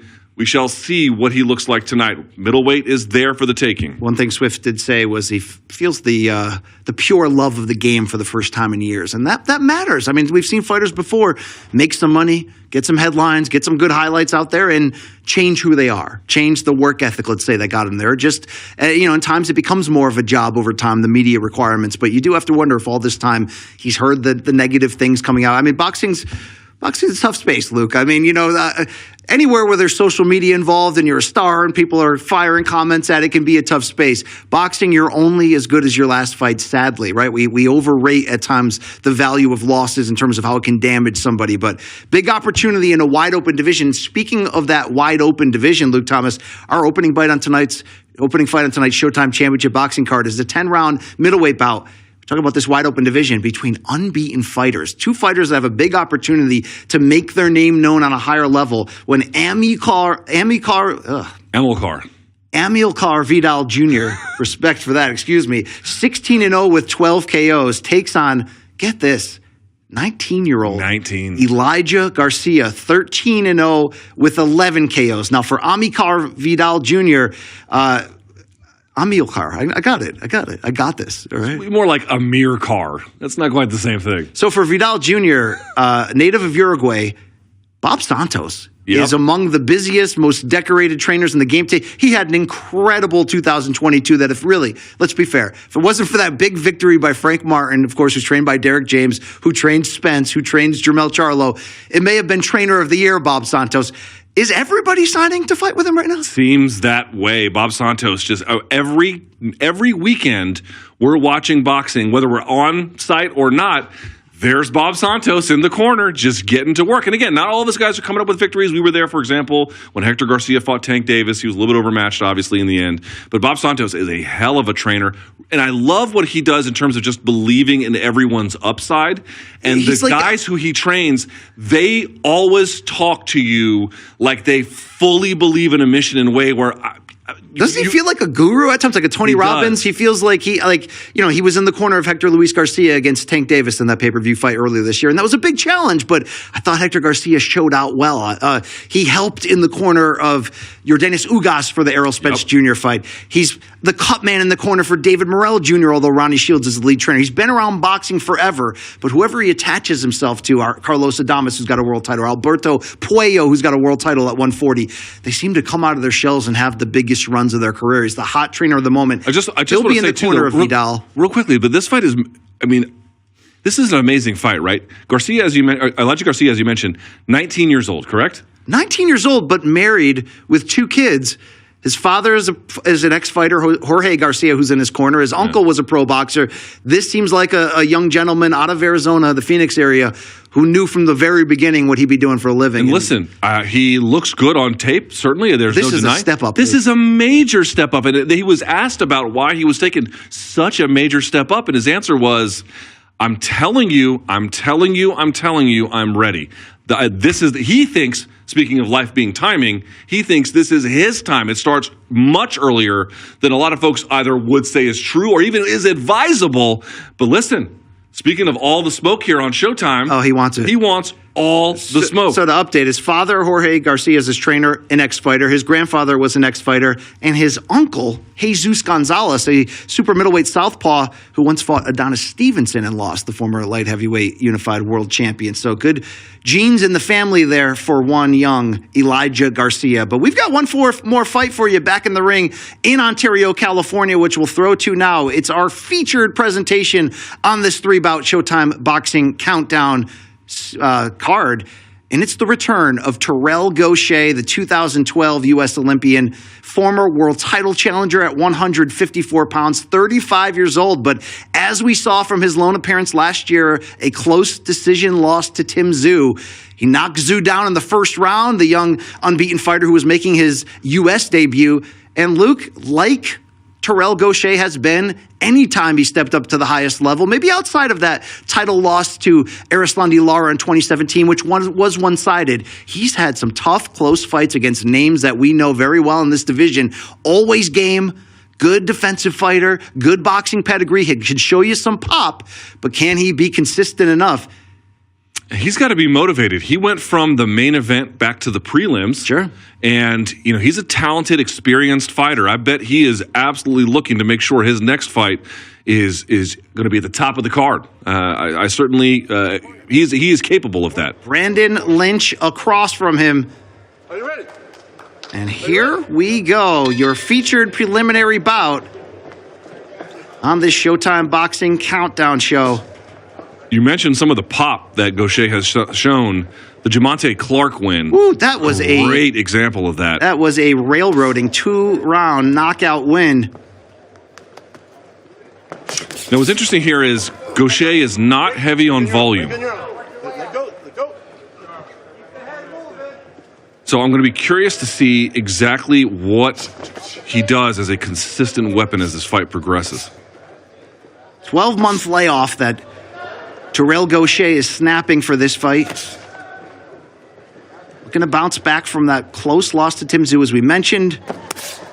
Oof. He's lost in the past against the likes of Erickson Lubin by close decision, a split draw opposite Austin Trout, and then that one-sided title opportunity in 2017 against Lara. But see what the 35-year-old has here. By the way, he dropped Tszyu in the first round. No question about it. He's got a little bit of pop.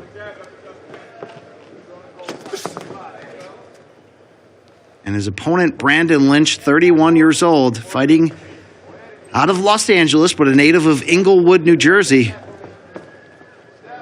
Bad news, Brandon Lynch, Luke. Got some, let's say, a few headlines back when he originally turned pro and made some noise early on because he's the nephew of Eddie Murphy, of his late brother, Charlie Murphy, the comedian, the actor. What's the best Eddie Murphy movie? I mean, you can go with The First 48 Hours. You can go with Trading Places, although the humor there might not work so well in 2023. Eddie makes it work. I'll just put on Eddie Murphy Raw. All right? That's enough for me, okay? I thought you were going to say The Nutty Professor. I really thought you were going to. I'm not. I've not been hit in the head with a tire iron. 12-1-1, the record for Brandon Lynch. 9 KOs in 12 pro fights. Turned pro in 2017. Slow start here compared to the action that we saw between welterweights in our last fight. Trayvon Marshall getting a stoppage win over Justin DeLoach. Doc. But this is 10 rounds in the 154-pound division.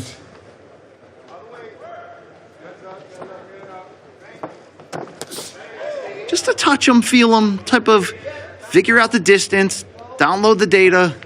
Couple of right hands have gotten through for Gausha. Both of them have jabbed to a degree, but neither has really been able to put their stamp on the round in any kind of significant way. 10 seconds. Top of the round. 10 seconds.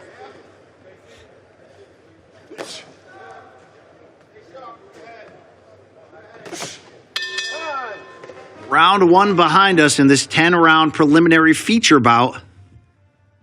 It's Terrell Gaucher, the 2012 U.S. Olympian, born in Cleveland, fights these days out of Encino, California. Encino Man, good 90s movie. I wouldn't say good. I'd say more terrible. I mean, it's not Biodome. That's a train wreck. Okay, fair enough. All That's right, also... there you go. Never speak of that again. There it is right there. What do you like so far to Brandon Lynch? He's moving well, I think. He's not overcommitting. He's making reads early. Again, we haven't seen exactly the extent of their weaponry or the full game plan. This is still too early, to your point, that they're not just brawling. So steady as she goes.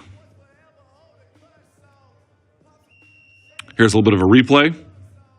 Good 1-2 there as he moved across to his own right from Gaucher. And then a little stabbing jab to the body. He does have a good stabbing jab to the body, Gaucher does. Gaucher certainly has the advantages on paper from the standpoint of experience, technique, but Brandon Lynch has been known as a little bit of an action fighter throughout his young career. 2-fight series he had with Marcos Hernandez in 2021 and 2022 is the one to point to. They fought to an all-action split draw the first time, but in that rematch, bad news. Lynch got up off the canvas after being knocked down in round 2 and then fought through a nasty gash above his right eye and went on to take a unanimous decision over 8 action-packed rounds. Returned to the ring one more time to close 2022 in October, scoring a 3rd-round stoppage. But this is an extreme step up in competition for Brandon Lynch.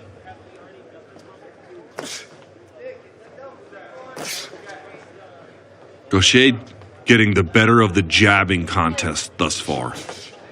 It's not a runaway, but you can see right there. He's able to double it and move at the same time. He's just finding his way through the gloves a little bit better so far than Lynch. If there's ever been a criticism of Terrell Gaucher at the highest level, sometimes a little bit too patient, a little bit too playing chess when activity may be the thing to get the nod in a close round, but technique is always there, good hard counterpuncher, and when he's able to build behind that jab, he can do it all night long.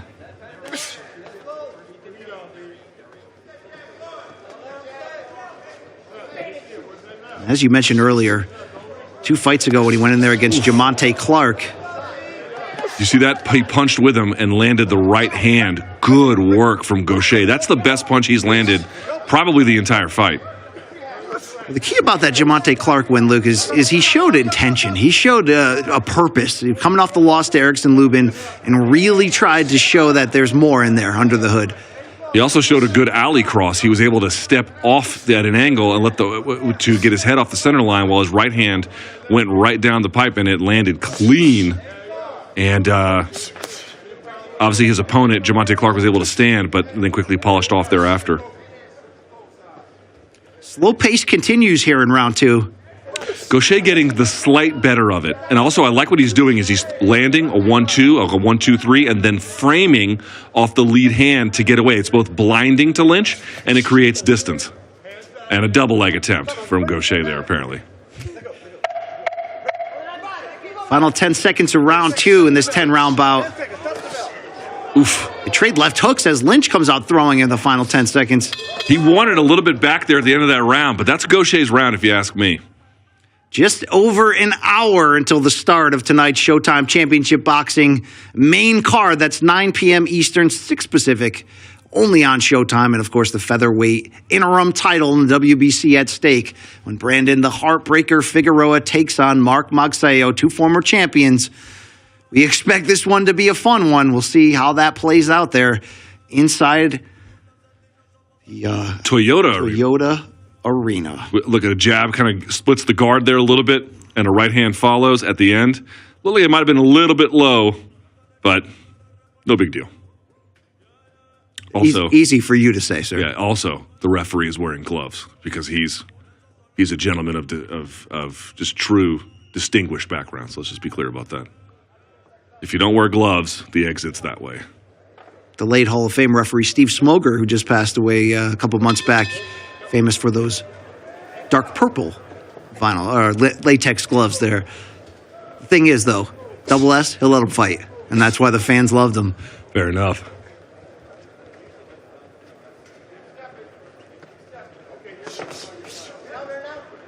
Round 3. Super welterweights. And Terrell Gaucher turned back this 1-year layoff after a very strong performance in a close decision defeat to Tim Tszyu, who was making his much-hyped U.S. debut. Tszyu, of course, will be back on Showtime next Saturday from Australia when he welcomes Tony Harrison.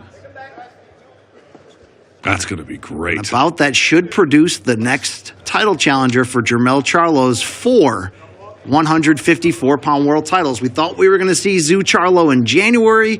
An injury to Charlo set that back, but a lot of respect out to Tim Tszyu to stay busy and welcome the challenge of the former champion Harrison, who, Luke, you know, can box if you need it, has the power to get you out of there. And I was just going to say, not to change the subject, but this is a better round for Lynch thus far. Now, Gaucher's having a good moment here. We'll see what happens. But for the first minute, good active jabbing from Lynch. But now you're starting to see Gaucher find a home for that right hand. Pay attention. The best punch so far, it's always been a good punch for Gaucher, to be quite clear. It's the one that sat down Clark. But the right hand is getting through now and again for Gaucher. And when it does, it's clearly having an impact.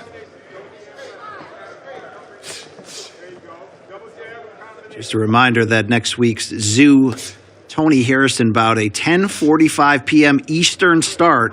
Just the main event, a special Showtime Boxing International telecast. Brian Custer, Abner Morris, Al Bernstein on the call alongside Jermell Charlo. That's going to be fun in studio. And by the way, obviously Tszyu in front of the Aussies. That's going to be fantastic. The word is that his father, the Hall of Famer, Kostya Tszyu, will be in attendance, which isn't always the case in his pro fights. 45 seconds to go in a slow-paced round 3 here as both fighters, Terrell Gaucher, black trunks, black gloves with the blue, opposite Brandon Lynch, looking to establish those jabs. Nice hard jab from from Lynch. Remember when Eddie Murphy had that record in the 80s? My Girl Likes to Party All the Time? Yes. My dad had that on cassette, you know. You're definitely not making an old man reference here, are you?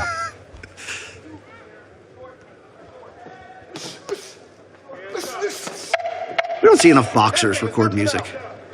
Deontay Wilder had a... I think Clarissa Shields got a new single. Yes. I cannot repeat the lyrics here. But it's on Instagram if you're curious. There it is. Super welterweight action here between rounds. Terrell Gaucher coming back from that 1-year layoff, but can bad news Brandon Lynch score the biggest win of his young career? Here's some round 3 highlights, Luke. That might have been Lynch's round. He did take a couple of hard right hands, but he was able to land much more effectively with the jab this round than Gaucher. Not much more. More effectively. Not much to look at on those screens Right. on the left there, Luke Thomas.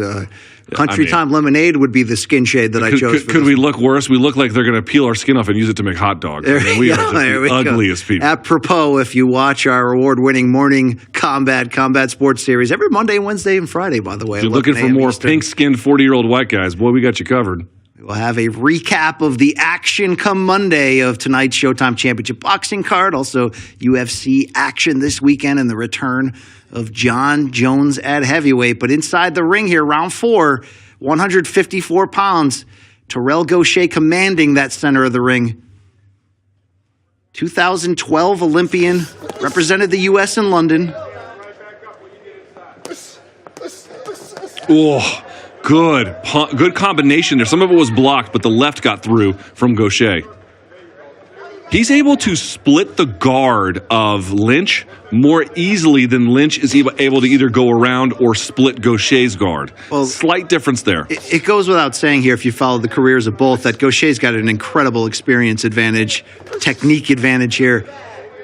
And he's being very deliberate in sort of playing the edges, getting closer, getting the timing down, and really limiting much coming back from Brandon Lynch, outside of some flurries in the final 10 seconds of each round. If you're going to play this pawing chess game with Terrell Gaucher and you don't have the power to make him pay for it, it can be a long night for you. I mentioned the Olympic pedigree of Terrell Gaucher. Lost in the second round in London to India's Vijender Singh by very controversial decision, which can often happen in the amateur ranks. But that same year, Luke, to get to London, Terrell Gaucher won the national championships with a victory over defending champion Caleb Plant in the finals. Where will you be, Luke Thomas, come March 25th, Showtime pay-per-view in Las Vegas? Hopefully inside the building with me, calling the preliminary action. I wouldn't miss that for anything. Caleb Plant, David Benavidez, two former super middleweight world champions. Gaucher starting to break through here. Gaucher getting more active. The more that jab splits the guard of Brandon Lynch, you can see that output of Gaucher picking up. He's a builder. That's fair to say. Boy, look at how he just got Lynch to bite on that feint. And the feint drops the lead left of Lynch a lot, which is creating space for the right hand.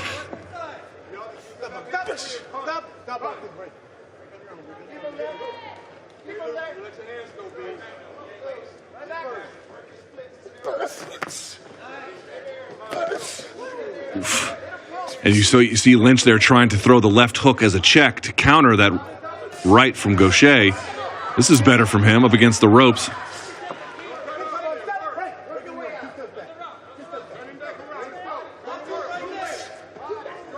Closing in on 20 seconds to go in round 4.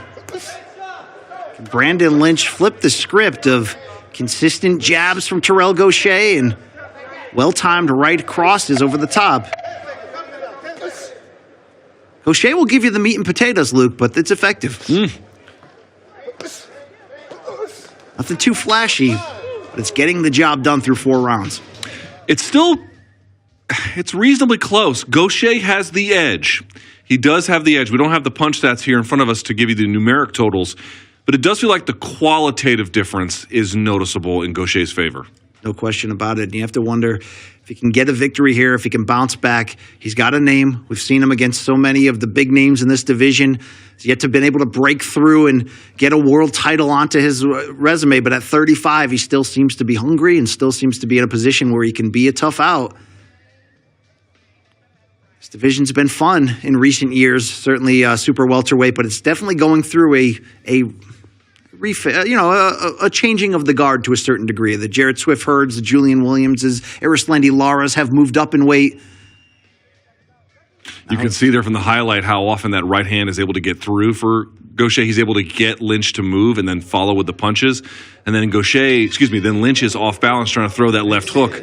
And Gaucher is just too far away or is actually inside the punching range with more linear punches. That's another difference too. Look at how linear in general, Gaucher's punches versus more how hooking they are for Lynch. Gaucher showing some offensive intention here with combinations in the opening 30 seconds, right in the center of the ring. He's been able to keep his back off the ropes and really frustrating Brandon Lynch up to this point. I want you to pay attention to something. I want you to watch how Lynch lightly lowers his lead left. There's a lot of L's on that, but he does it as he moves, as he turns, as he pivots sometimes, and Gaucher is timing it.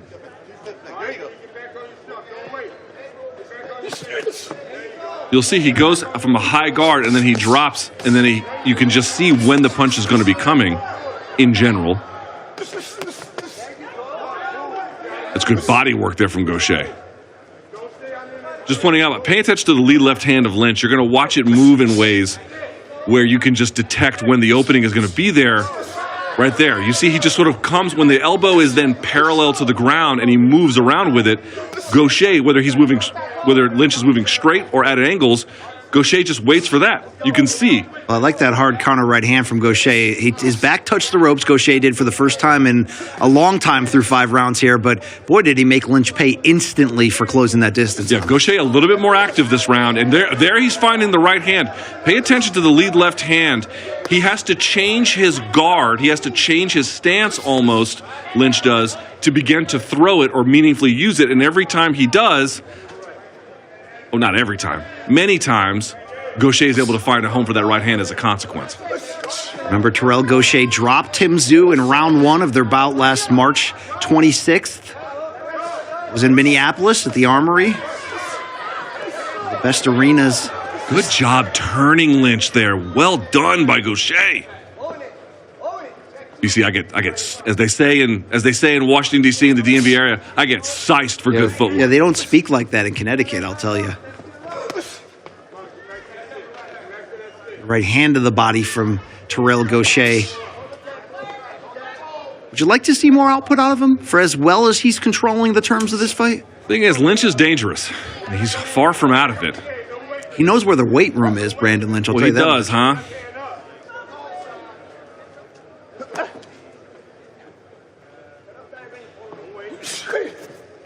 Left hook to the body. Splitting his timing. From Terrell Gaucher. Now Gaucher has lowered his own left, kind of bringing the jab from the hip to change the angle of it. So Lynch lowers his level, and the round closes. I'd like to see you, speaking of Eddie Murphy, Brandon Lynch, the nephew of the famous comedian, actor, I'd like to see you in that red leather jumpsuit he wore on the Raw special, you know? No, there's no demand for that. You a big Eddie Murphy delirious guy as well in the mid-'80s? If you grew up in the 80s or the 90s, Eddie Murphy was God. Let's take a look at the quick highlights here. Gaucher covering up, turning, and then popping with a right hook as he was able to get the pivot and angled. Just amazing work. Terrell Gaucher has worked a steady jab, good clean counter shots. And at times he's looked a little bit too patient, but he stepped on the gas in key moments to get off combinations and he's really using it, as we say, to discipline his opponent, to let him know, you try to step on that gas pedal, you'll pay for it. Right. And again, we don't have the punch stats, but that just seemed like Gaucher was more active that round as well. 10-round super welterweight featured bout here. The final of our 3 preliminary fights on the Showtime boxing countdown show. Brian Campbell, Luke Thomas, taking you on the journey. 10 fight cards in 9 weeks for Showtime. From championship boxing to ShowBox, the new generation, all the way to Showtime pay-per-view. But look at the action early here from Brandon Lynch. Backing Gaucher up to the ropes, and he has to be careful. He's getting square when he follows up with the right. Wondered at some point something would have to give here. Gaucher controlling the action. Will Brandon Lynch take some more chances as we start the second half of this 10-round fight?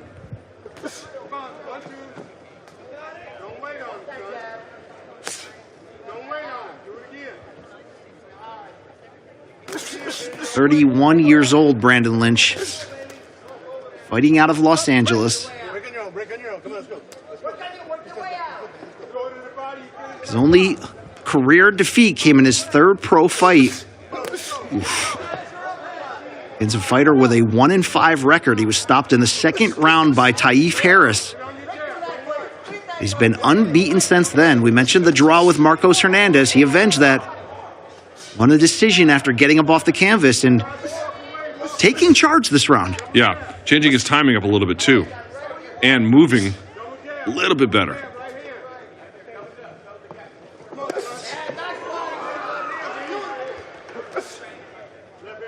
Gaucher keeps a very tight guard. Doesn't give you much of a strike zone to deal with. I'd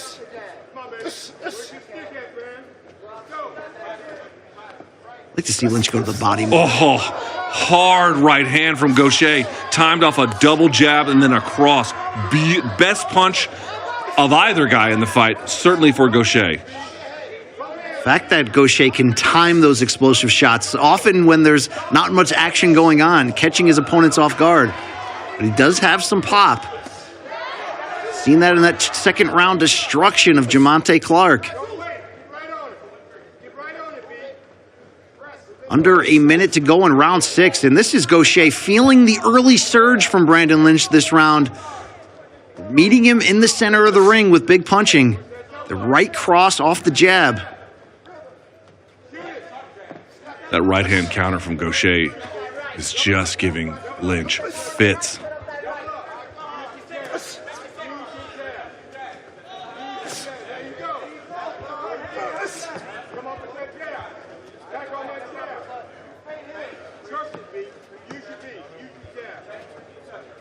Top of the hour, 9 p.m. Eastern will be the start of the Showtime Championship Boxing tripleheader.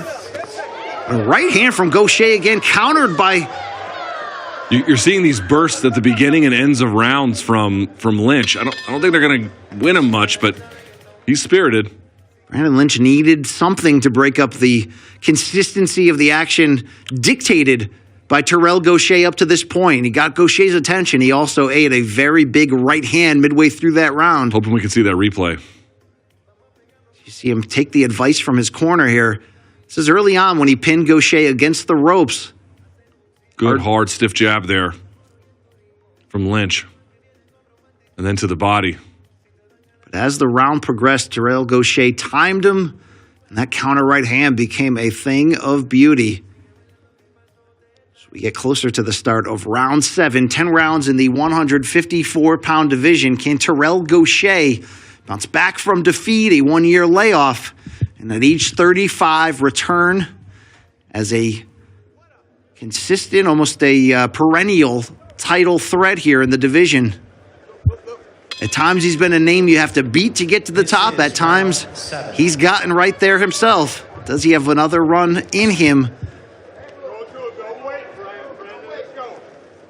Jermell Charlo, your undisputed champion, idle recovering from an injury. We expect him back this summer. So sometimes Lynch is leaning back for jab defense, and when he does, he's dropping his left, and that's when some of the right hands from Gaucher are finding the mark.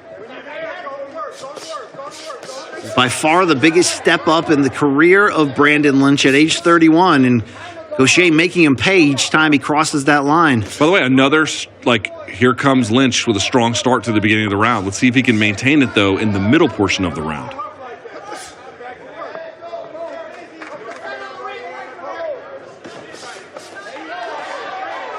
Combination punching by Lynch against the ropes. Gaucher largely covering up, but that's the action, the intention that we're looking for out of Brandon Lynch. Right on cue, the first minute passes, and here comes Gaucher firing the rib roasters, though.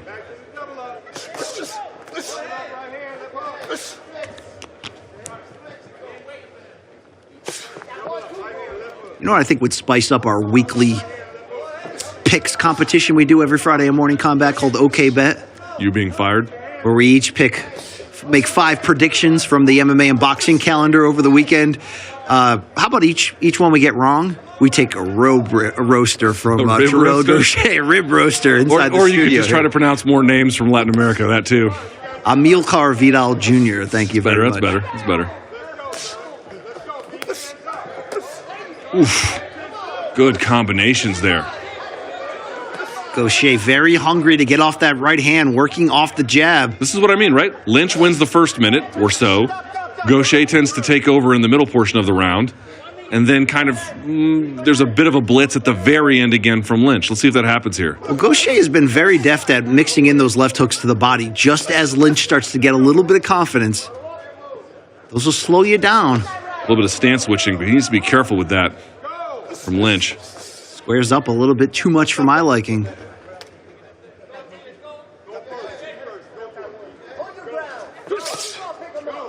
This is a better round from Lynch overall, certainly with effort. He's listening to his corner about putting Gaucher on his heels, and to some extent, he's had success with that.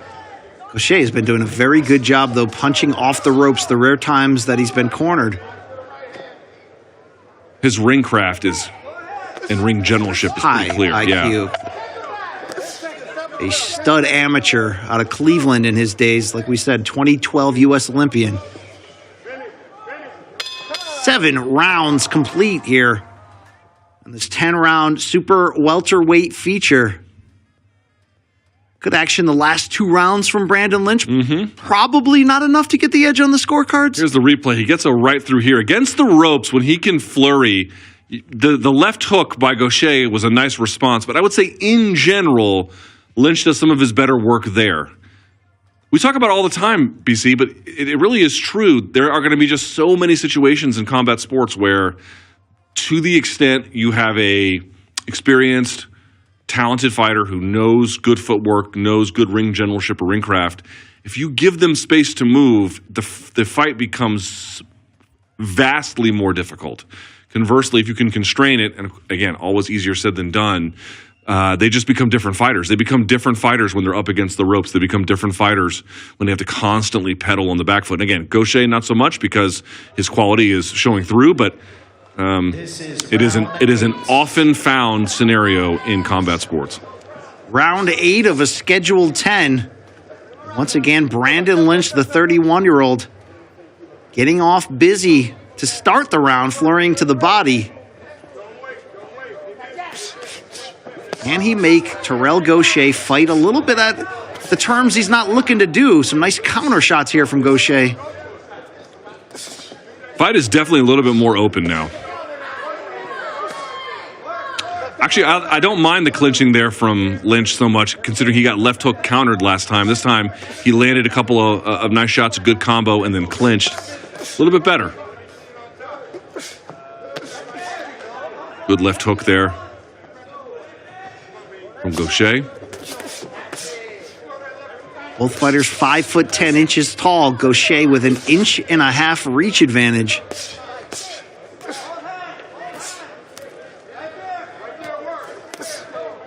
Good infighting there as Gaucher lands a counter right uppercut on the chin. Not much leverage on it, but sometimes you got to just touch them. Let them know you're there. Throw a few off-speed punches. Oh, hard right hand from Gaucher. Again, he is just able to find the pockets and the openings. Also, sometimes the positioning just outside for that right hand to come right over the top. There's a nice jab that splits his timing. That has been the main weakness for Lynch in this contest, is unable to defend the right straight from Gaucher. Actually, I suppose the jab would be a better argument, but in terms of more powerful weapons. Luke, do you have any message for Brandon Lynch's uncle Eddie Murphy, who may be watching right now? I think Trading Places is your best movie, Eddie. I love that movie. When the two cops pick him up and he discovers he has legs again, I mean, who doesn't? Who doesn't love Dan Aykroyd? And come on. Lynch showing some real intention here. Big hooks to the body. Terrell Gaucher countering. There's a right hand that may have moved Gaucher for the first time, just a bit. Lynch finding the mark. Lynch kind of accepting, I'm just going to take more punishment, but I'm going to be busier and a little bit more in Gaucher's face. I think he's getting a little bit better success that way. A more open-spirited contest rather than kind of, archery from afar is a better fight for him.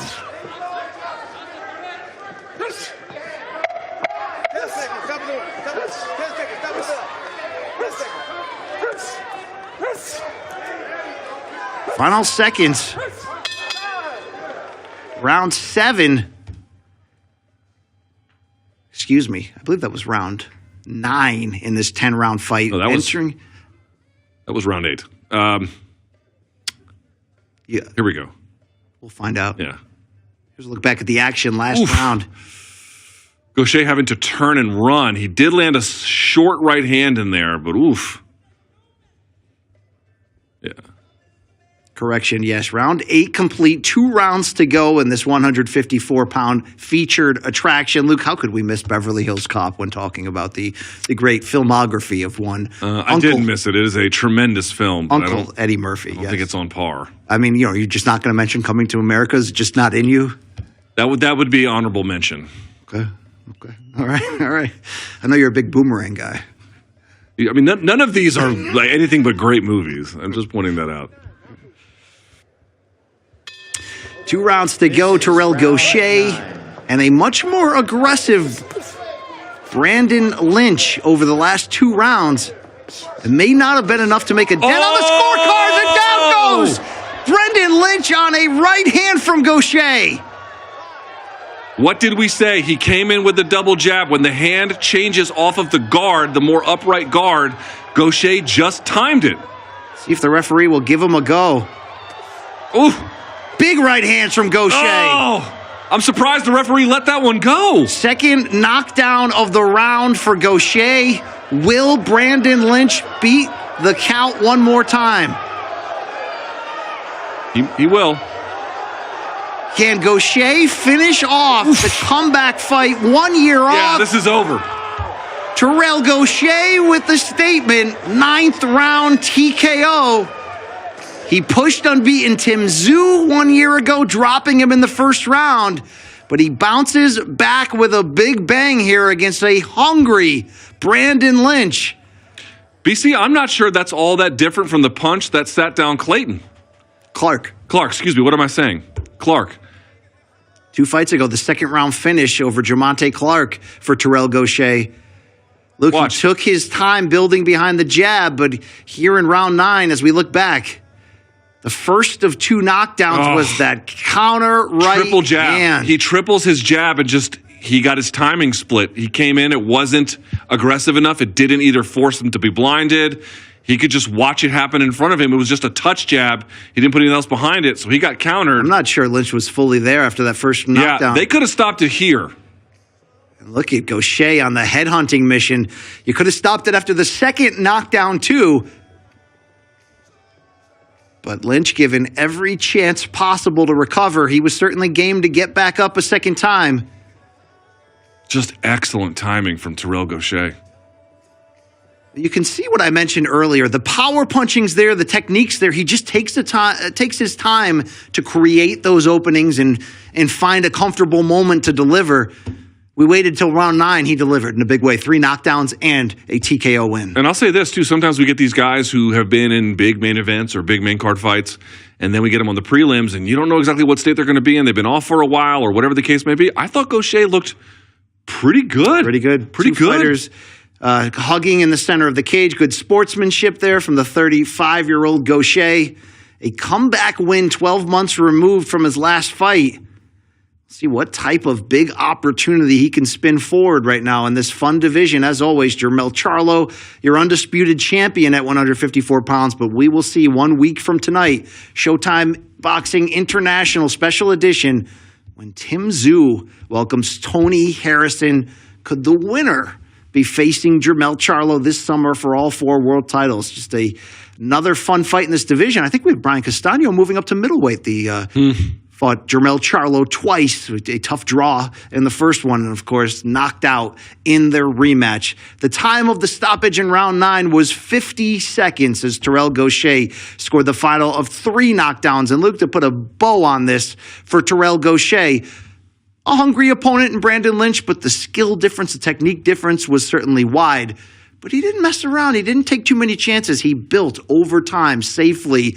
And once he got closer and was able to deliver the clean power punches, that counter right hand was beauty. It was tremendous. The timing on it was beautiful. We've been talking about it the entire fight. You can see you had Lynch up here, and he would just go to this level to do something new. In this particular case, he didn't move his guard just with that. It was off the triple jab on the way in. But the jab has to do something as it makes its way into. It has to either get them to shell up and not know what's coming. There has to be mixing it with feints, for example, is often a better choice. But if you just come in like that way and there's steady rhythm on it, you're going to find someone who's got great timing like Gaucher who can split the timing and break the rhythm, and that's exactly what you saw there. The accuracy, I'll also point out for Terrell Gaucher, very good, and we saw it, as I mentioned before, in his last fight. Excuse me, not the Tim Tszyu fight, the Jamonte Clark fight. In that fight as well, hard, powerful right hand. Now, I want to point out, though, both times in that fight and in this one, the opponent trying to corner him and him waiting on that and then using that extra power that comes from 2 things meeting in the middle. Just good work from a solid, talented veteran in Terrell Gaucher.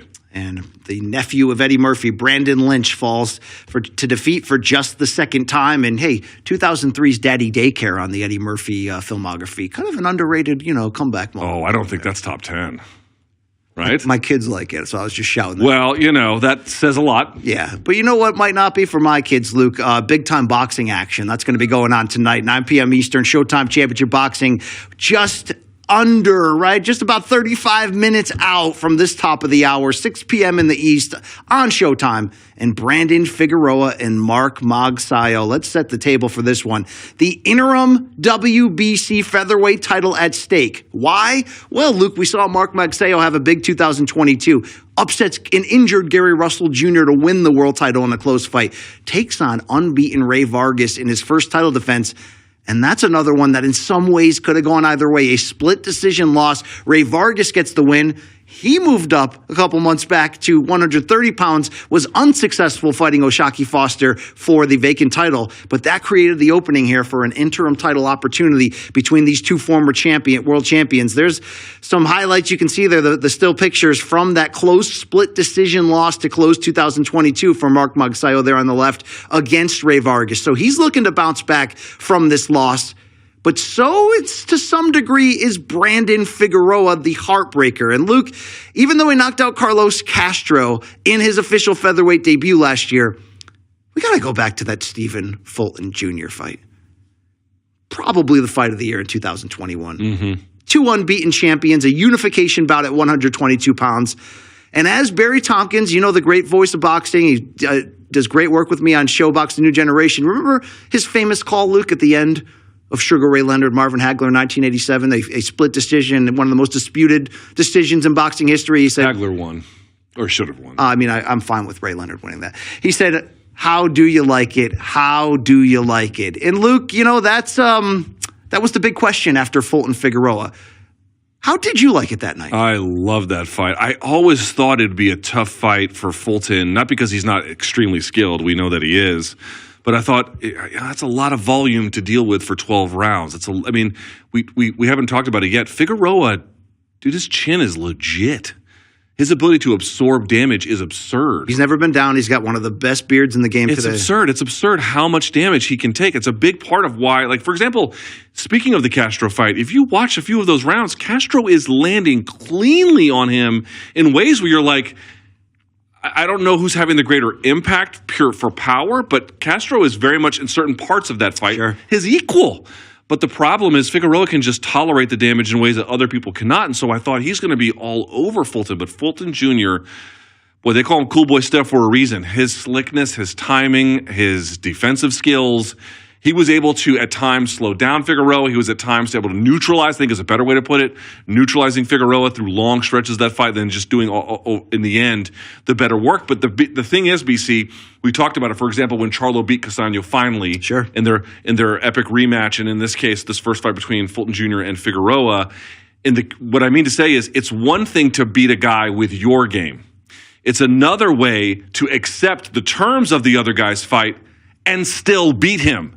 And I think Fulton was able to do that. Fulton Jr. was able to do that to Figueroa. Now, Figueroa, to this day, still disputes that he lost. He didn't agree with it in the aftermath.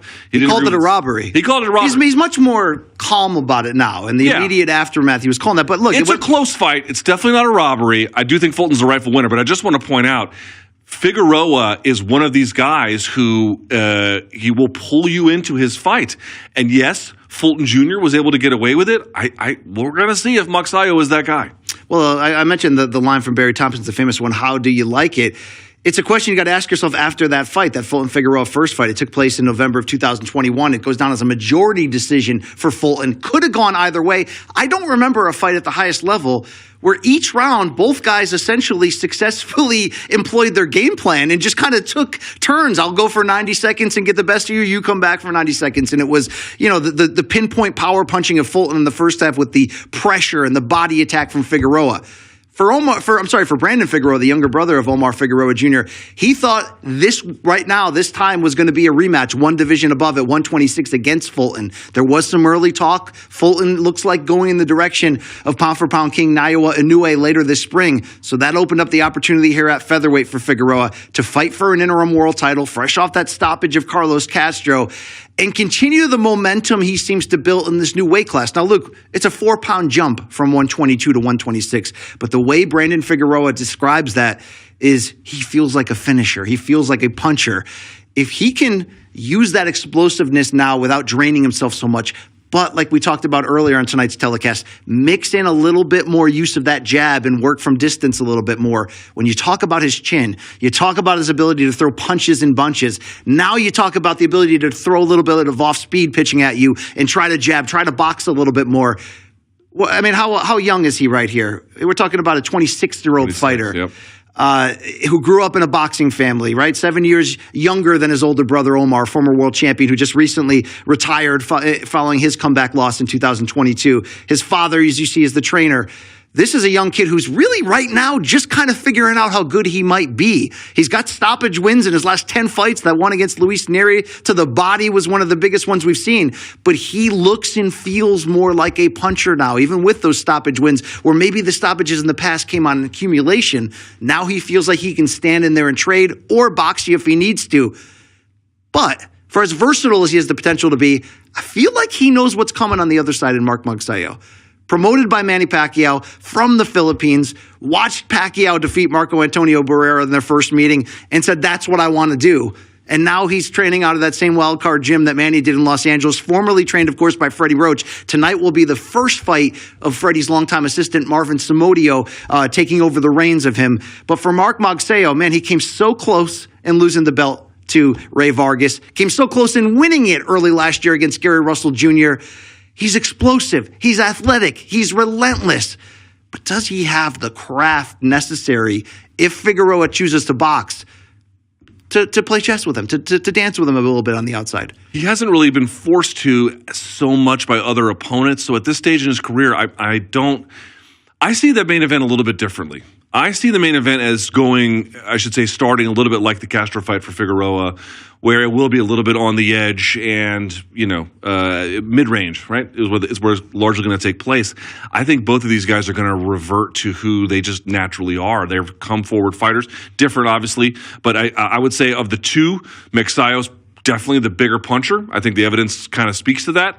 On the other hand, granted it was a different weight class, but for Figueroa to stop Neri essentially with body shots, I think it says that he's not out of the running, as we mentioned. For sure. He may have been cutting a little bit extra weight to get down to 122, 126. He's going to look a little bit better. But I just feel like in the end, they're going to try and meet directly in the middle. It's going to be a game of pressure and pushing the other guy backwards. Who will win in the end? We'll find out tonight on Showtime, starting the broadcast at 9 p.m. in the East.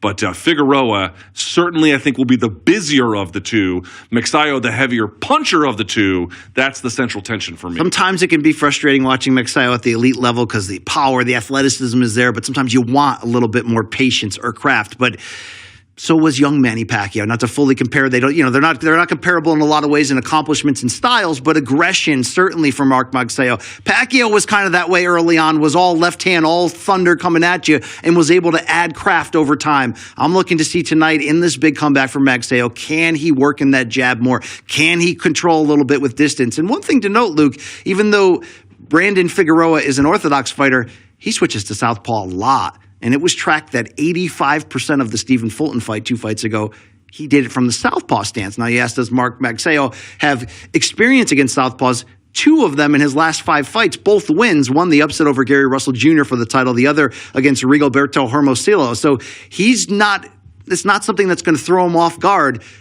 Do you like it, though, when young fighters, nobody does it better than Jerron Boots is switching stances. Terrence Bud Crawford, the master of it in the game today. Is Figueroa more effective on either side to you, or does it not matter because when he provides the flurry of activity, he's almost squaring up and going to the body? Yeah, exactly. I mean, he spends a lot of time square, candidly, just on tape study, if you look at him. Also, I think a lot of times when he's in close, he does stand right foot forward. So to your point about the standing southpaw, I think in general, more recently, he's been standing that way. But again, he flows a little bit in that state. I'm of the belief that you should switch stance if you can do it in a way where it meaningfully enhances your game. Doing it just to do it, or doing it and obviously you're getting caught in the actual stance itself, or you're getting caught in a position where one stance is not as strong as the other, that's not great. Because BC Figueroa is so close all the time, he's not really made to pay for those switches. He does a lot of switches on the outside very visibly, like this, and then he'll switch to this way. And you talk to a few guys who are really good in the game, and they'll tell you they like it when fighters do that because they can time them. But he often does it when guys are already moving backwards, so it's not as much of a threat. The point I'm trying to make here is switching stances such a key part of Figueroa's offense that he couldn't win without it. I don't think so. I think it makes him comfortable, which is important. There are times he can be uncertain with it. It's just not a dynamic force in his offense relative to, let's say, how would stance switching compare with the overall volume that he throws, or the pace he can keep, or the distance he likes to fight from, and how he's able to sort of find his way into range. It helps that with the range finding a little bit. He does switch stance sometimes through combination, but it's not like Ennis, who is, at least it appears to us, can do everything from southpaw that he can from orthodox at a wide variety of ranges. For a guy like Figueroa, it's a little bit more about camouflage. It's a little bit more about misdirection. It's helpful, but not crazy important to his game from what we can tell. Magsayo stepping in 8-month layoff tonight. And just a key note, all 3 of his last 3 fights were split or majority decisions, some that have gone his way, that some hasn't. So Magsayo, look, he's never out of a fight. He never stops trying, never stops putting on the pressure. He makes very close fights. His quote ahead of this is Mark Magsayo talking, "This is different than my last fight. Ray Vargas likes to run, but Figueroa comes to fight. It's a big difference, and it's going to be a much more exciting fight tonight." So, look, Magsayo, if there's a reason he lost that split decision, he did have trouble with Vargas's movement, Vargas's boxing. Again, something I really want to see is how much will Figueroa look to try to establish that distance, look to try to box at times, to throw off Magsayo's preparations, to maybe bank some rounds by working from distance, or will this be in the trenches like Brandon Figueroa likes to do? Look, when you've got a history of making very fun fights on the inside, your family's got a history of it, it's hard always to change that. But if Brandon Figueroa wants to continue to climb, and he's not that far from being considered in the periphery of the pound for pound, in this sport, 26 years old, really coming together in this new weight class, I'd like to see some dual threat action out of him tonight. But it's going to be a good one. Top of the hour, 9 p.m. Eastern, that interim WBC featherweight title at stake. And, Brandon Figueroa, they call him the heartbreaker, Luke. If I was that good looking, I don't think I'd need to be in boxing. But, he's got that heart of a champion. It's funny. He actually talks about it. They're like, people are like, you should model. He's like, I like face punching better. Yeah. So don't mess with what works. You know what you like a lot, Luke, is tattoos. I do like tattoos. Yes, you're well spoken on the design. Mark Magsayo's got some tattoos there. His wife Frances is a tattoo artist. I have read the same stat sheet. Yes. Right. Would you consider going under the knife or the needle? The needle? Only if my wife was good at it. All right. This body untouched by your ink. Yes, but heavily touched with ugliness. There is that. All right, triple header tonight. But Luke, tonight is just one item on the menu for the spring and early summer Showtime sports calendar across boxing and mixed martial arts with Bellator MMA. A week from tonight, of course, a Showtime Boxing International special from Australia when Tim Tszyu takes on Tony Harrison. And look ahead to some of the calendar here. March 25th, a Showtime pay-per-view from Las Vegas. I cannot wait. Former super middleweight world champions David Benavidez, Caleb Plant. No titles at stake, but really no titles needed here. Who cares? This fight is important in terms of future title positioning, but it's also, Luke, bad blood central, and I like to live I know, and I'm not one of these guys. BC and I are the same way in this. Like, don't get me wrong, we love a good grudge match, but a lot of times the whole promotion of a fight, it overemphasizes it and makes it out to be more than it is.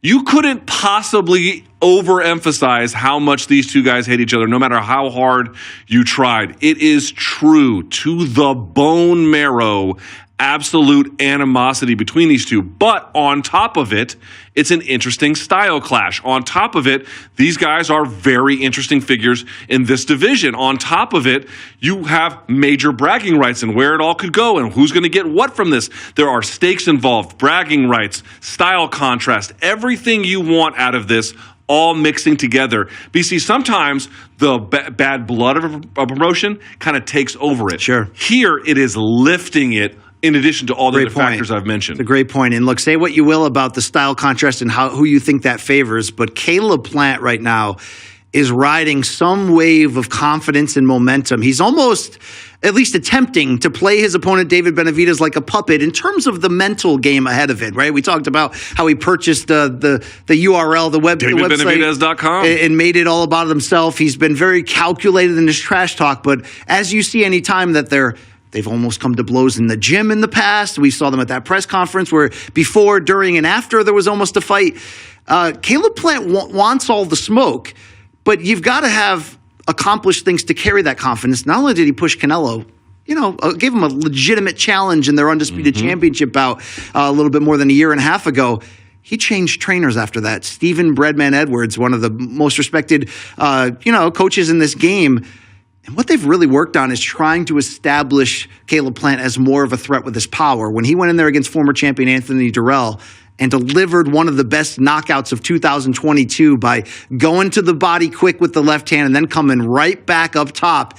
I don't think we expected this because we don't consider Caleb Plant a one-punch type of knockout threat. But when that one punch is set up that perfectly and the mechanics are there and the confidence is there, he could be a different fighter in this one against Benavidez because, Luke, momentum matters in this game, and he is riding something right now. And listen, Durrell's a little bit older.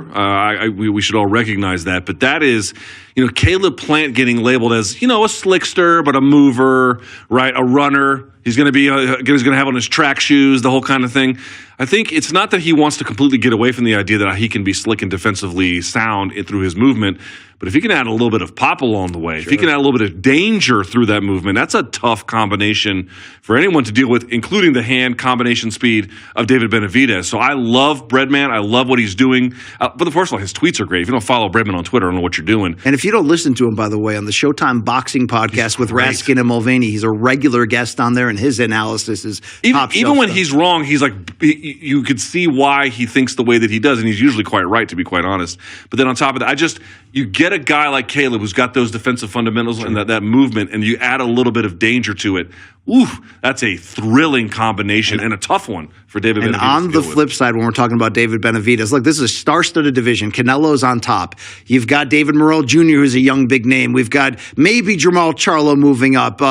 Who else is here? Demetrius Andrade. I mean, there's no shortage of big names showing up. David Benavidez might be the best super middleweight in the world. I know that's hard to say that when he hasn't fought Canelo yet, but he's a two-time world champion. Yes, lost the titles twice as a young man. Once for a recreational drug test fail, once for missing weight during the pandemic. But when he goes downhill on you, as he's doing there against Andre Durrell in their matchup, it's the volume of punches. It's the pressure. He's big for the weight class. He puts together combinations like nobody's business. Luke, how often have you put on YouTube, just typed in Benavidez versus Porky Vieira? Oh, yeah. You want to talk about a 15-punch knockout, a combination of just power, an onslaught of power? When he shoe shines like that with big shots on the inside, he's dangerous. He's got a chin. And this is a guy who is inspired, and it's not just him, by the way. His brother, older brother. Speaking of there it is. The highlight you were just referencing. One of the craziest knockouts you've ever seen. Nearly knocked him out of the ring. But Jose Benavidez Jr., his older brother, he don't like Caleb either, and he was a star in Creed 3, which came out last night. Luke, I haven't seen it yet, but he plays a active role in that. Jose Benavidez Sr.? Junior. He's one of the opponents, I believe, in that movie. I'll check it out. But there's the finish against David Lemieux. So no shortage of storylines and expectations March 25th. But if we're going to talk about Showtime pay-per-view and the upcoming schedule, April 22nd. Wow. Las Vegas. Wow. I believe there's a multi-city press tour that's forming for this one. Yeah, details to come. Gervonta Tank Davis, Ryan Garcia, two unbeaten young stallions, both to a certain degree, like not fully proven. Tank Davis has been in bigger fights. He's carried pay-per-views. He's won world titles in multiple divisions, but you still hear all the time, Tank, fight somebody bigger than you, fight somebody, that brings more danger.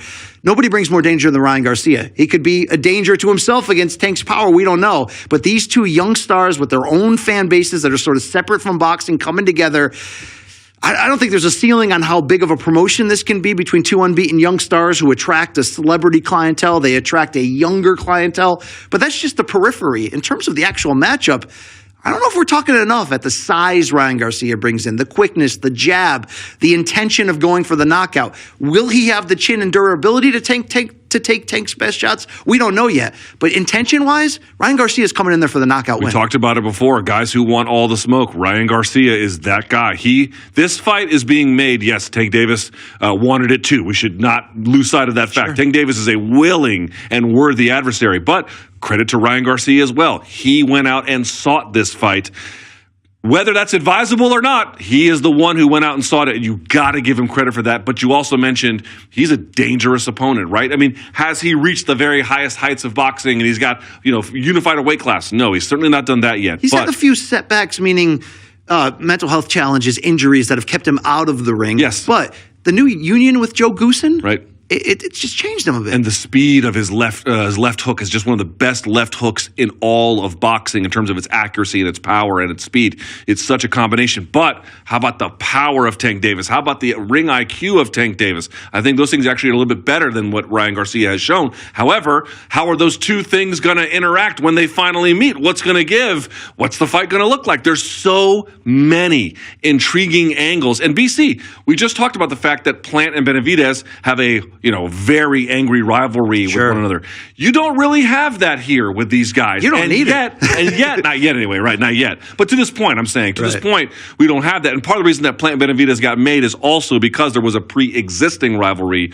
There isn't necessarily one here for that. But it doesn't even matter with this one. Well, look, this is a gift to boxing. Unfortunately, there's a trend at times when there's a big fight on the horizon, Spence Crawford, you want to make it right now. You don't want to wait till the guys are in their mid-30s. These are two young guys in their 20s, in their prime. And they've chirped on social media. I don't mean that. I mean like genuine beef beyond what, Credit to Tank saying yes. Credit to Ryan Garcia for pushing back on his trainer and his network. And look, April 22nd, Showtime pay-per-view, Las Vegas.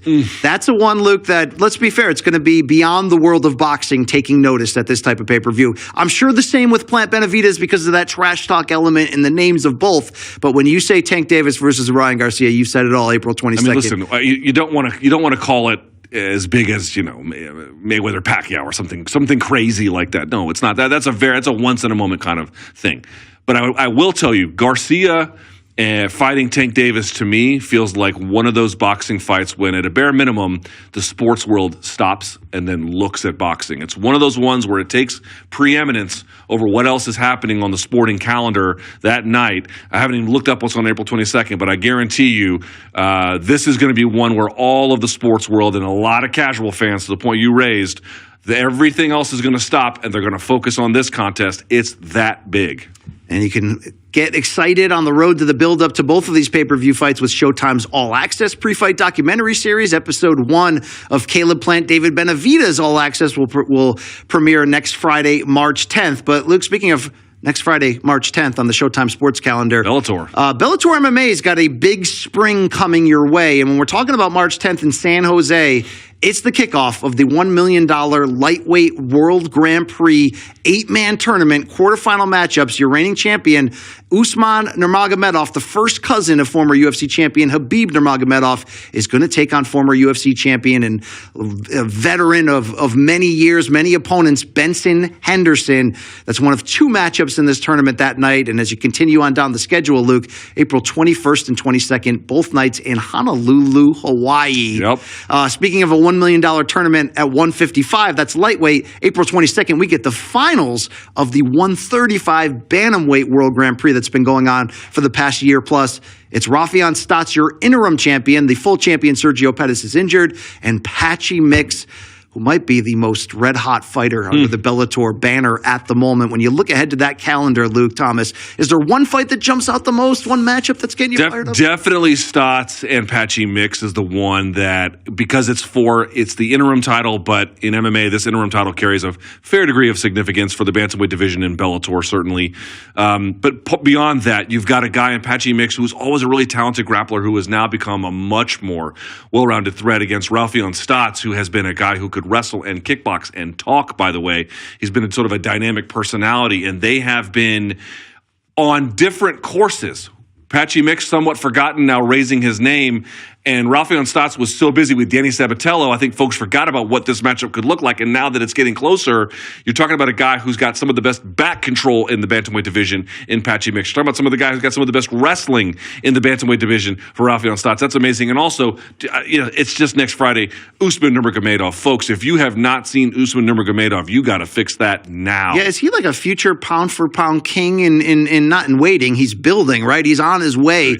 That we're not just talking about the Bellator top 10 pound for pound. The upper bound limits, as you like to say, are really what? There's no ceiling here. I mean, here's a guy who, like his cousin Habib, undefeated, and everyone knows Habib for wrestling, which Usman Nurmagomedov can do. He's got great submissions and great wrestling himself. He can also strike on the feet very well. Not just a thing he can do. He could win all of the previous fights he's had probably just doing it on the feet. In fact, he beat Patricky Pitbull doing largely just that. He is dangerous everywhere, and he's taking on one of the best veterans they could possibly give him in MMA, in Benson Henderson. What a contest, what a night, not one to miss. Part of that Grand Prix at 155, which is either that or 135, the two marquee divisions in mixed martial arts. Yeah, next Friday, Bellator, March 10th from San Jose. It's Nurmagomedov against Benson Henderson. Don't miss it. Same night, as I mentioned, the launch of All Access Benavidez versus Plan Episode 1. Lot coming up. I believe we're in the midst of 9 boxing cards in 10 weeks on Showtime. Bananas. Great time if you don't have Showtime to go to Showtime.com. Get your 30-day free trial. You get everything we mentioned. Great documentaries and scripted series just the same. And also you get tonight's Showtime Championship Boxing triple header. 9 minutes or so, top of the hour. It's former champions Brandon Figueroa, the Heartbreaker, and Mark Magsayo, 126 pounds, the interim WBC title at stake, and 2 other fights that'll get you fired up just the same. Jared Swift, heard back, lot to look toward tonight. And Luke Thomas, you and I co-host the award-winning Showtime digital combat sports series, Morning Combat.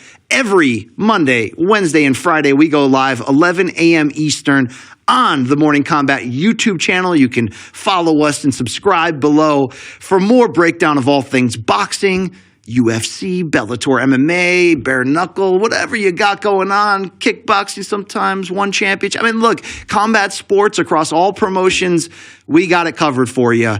Don't miss us because we enjoyed catching these fights with you. How about that? Terrell Gaucher with the big stoppage win tonight. Who else did we have? We had a big-time knockout in our second fight this evening. Just a big-time break. Well, we also had a big knockout in the swing bout that ended up on the broadcast. Little bonus boxing right there. Fun 4 fights with the bonus boxing that we've had here. But we're going to throw it out now to the top of the hour. The big show, 9 p.m. Eastern. Don't miss it. This is Luke Thomas. My name is Brian Campbell. Oh, yeah. Keep fighting, my friends. We had a good time with you. Enjoy the fights this evening. Ladies and gentlemen, the time has come.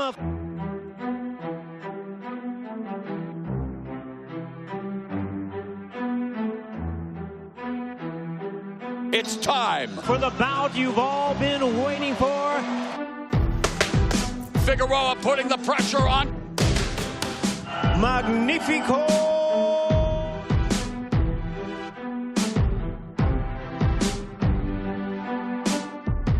I've always wanted to be known as not just Costa Zoo's son, but I want to be known as Tim Zoo. I seen Charlo, hurt his hand, and I said, I'll step in. When Benavidez gets cooking, it's like fighting an octopus. Benavidez unloading with blistering combinations. And I just feel I'm the strongest 168-pounder. Nobody can mess with me. What a left hand for Plant. You know who the best 168-pounder is? What do you think is the next big fight for you? The one against Caleb Plant has a little bit more heat on it. Shut the fuck up and quit interrupting. I see myself getting my hand raised. I guarantee you I'm going to knock Caleb Plant out. Showbox, the new generation. Elite prospects thrive on this. Oh, down goes Lubin. Mendoza with the right uppercut. You know what I mean? There's been a lot of talks in the boxing world, and Gervonta Davis, one of the most potent power punchers in the sport. I ain't really trying to do no more talk. I'm ready to you know what I mean, go through everybody, you know what I mean, that's in my way.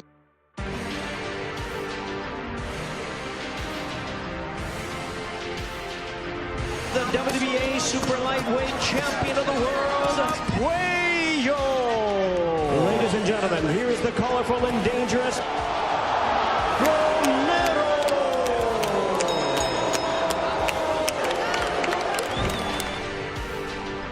On this Hall of Fame weekend, we welcome you for Showbox, a new generation. Thomas to the body and upstairs. The referee intervenes. Carlos Thomas.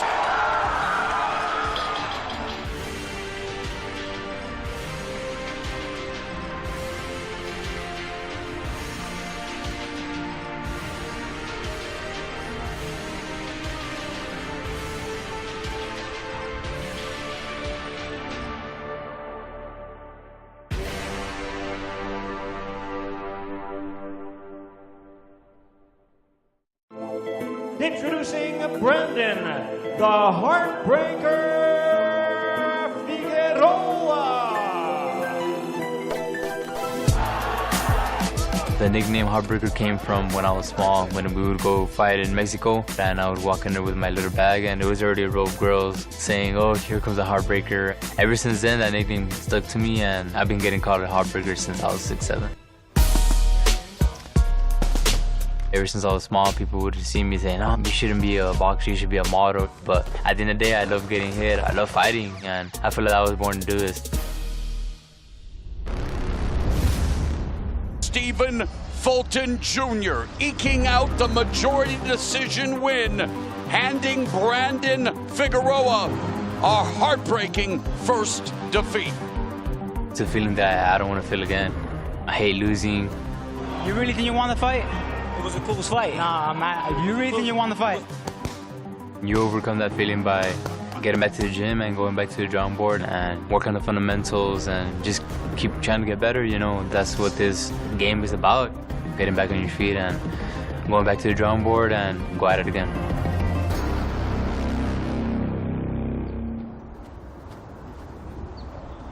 So we're gonna start on the ladder first, okay? Just get nice and warmed up. 6 times, back and forth. I train since 8 years old, and then I inspired training boxing because of Manny Pacquiao. I train boxing because we were so poor family, so I want to help them. But I try to a lot of sports, but boxing is only fit for me. And the new WBC Featherweight Champion of the World, Ray Vargas. I thought I won that fight because my punches, clear punches than him. He's just trying to survive the rounds. And just like that, the Philippines are without a champion. It will not be the storybook ending that Mark Magsayo was hoping for here in the arena where his hero Manny Pacquiao emerged as a superstar nearly 2 decades ago. I learned a lot of that fight. I need just a little bit adjust in this fight to win this fight. Come back stronger, okay? You'll do it. It's my dream to become a world champion, and then I need to get that belt again and bring honor to the Philippines in my country. So I need to do my best.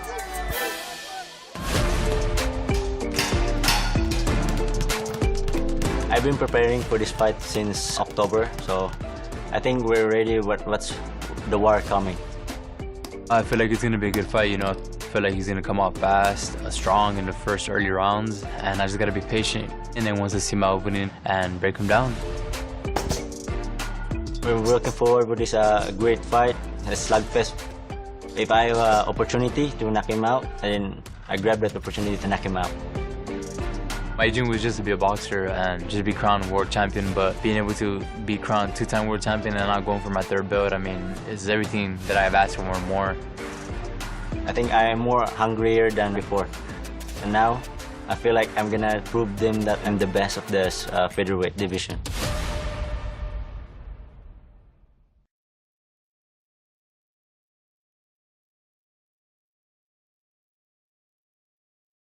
When you're authentic to who you are, everything else will fall in place. People are gonna love, they're gonna hate, but you never know who's watching. Everything I do, I want it to be as original as it can be. Somebody did it like this, I'm gonna do it this much iller. Who comes back and rescues himself? This was our moment to let people know how we felt as a team. We revolutionized this game with our influence. Meanwhile, on Paramount Mountain. Okay, we have the northern face, the southern face, and... the Sylvester Stallone face. Of course. Hey, how you doing? How you doing? Is that Dad? Yeah. No, don't sneeze. Dear God, no. Hold it. Hold it. Don't do it. Go. Ha! Gesundheit. Thank you. You're welcome. I've been investigating Ghostface attacks. He's here in New York. Hello, Gail. Did you miss me? You want to try and finish this? Go ahead. I'm something different. We've got to lure him in. We execute him.